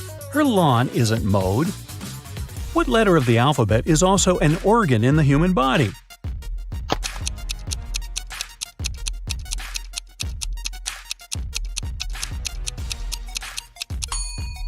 It's the letter I. Ay, ay, ay. A princess escaped from a dragon who kept her in a tower. She was walking along a dark underground hall with a sand floor when suddenly she saw 3 tunnels. A fire was blazing inside the first tunnel. Toxic acid was dripping from the ceiling in the second tunnel. And the third tunnel was filled with venomous scorpions. 5 minutes later, the princess got to the surface and ran through the forest toward her kingdom. Which tunnel did she choose?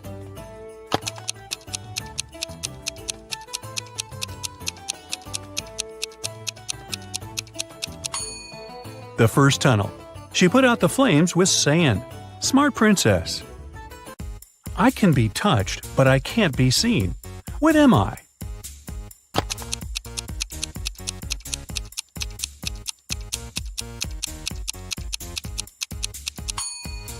The heart is the right answer. Look at the picture. What's wrong here?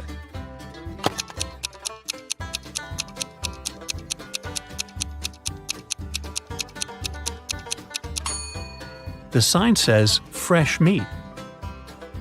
Mike woke up in the middle of the night because he had a nightmare. He looked around and realized he was trapped in a weird house. Mike searched the place and found 4 doors to freedom. But the first door led to space. Behind the second door, there was a giant magnifying glass. Anyone who stepped inside would be burned by the sun in no time. The third door was hiding a pride of hungry lions. And behind the fourth door, there was an ocean swarming with sharks. Help Mike choose the right door.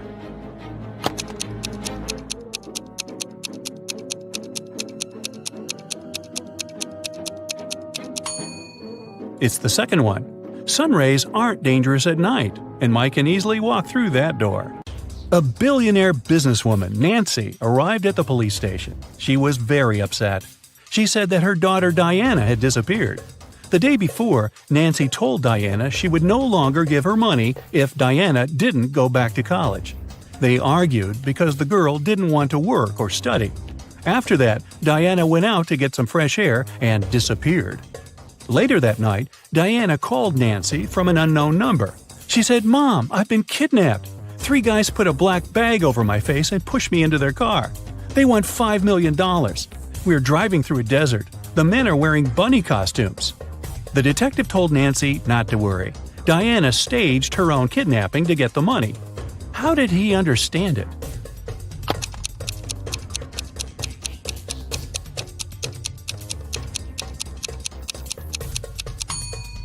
If Diana had had a black bag over her head, she wouldn't have seen the men's costumes or the desert.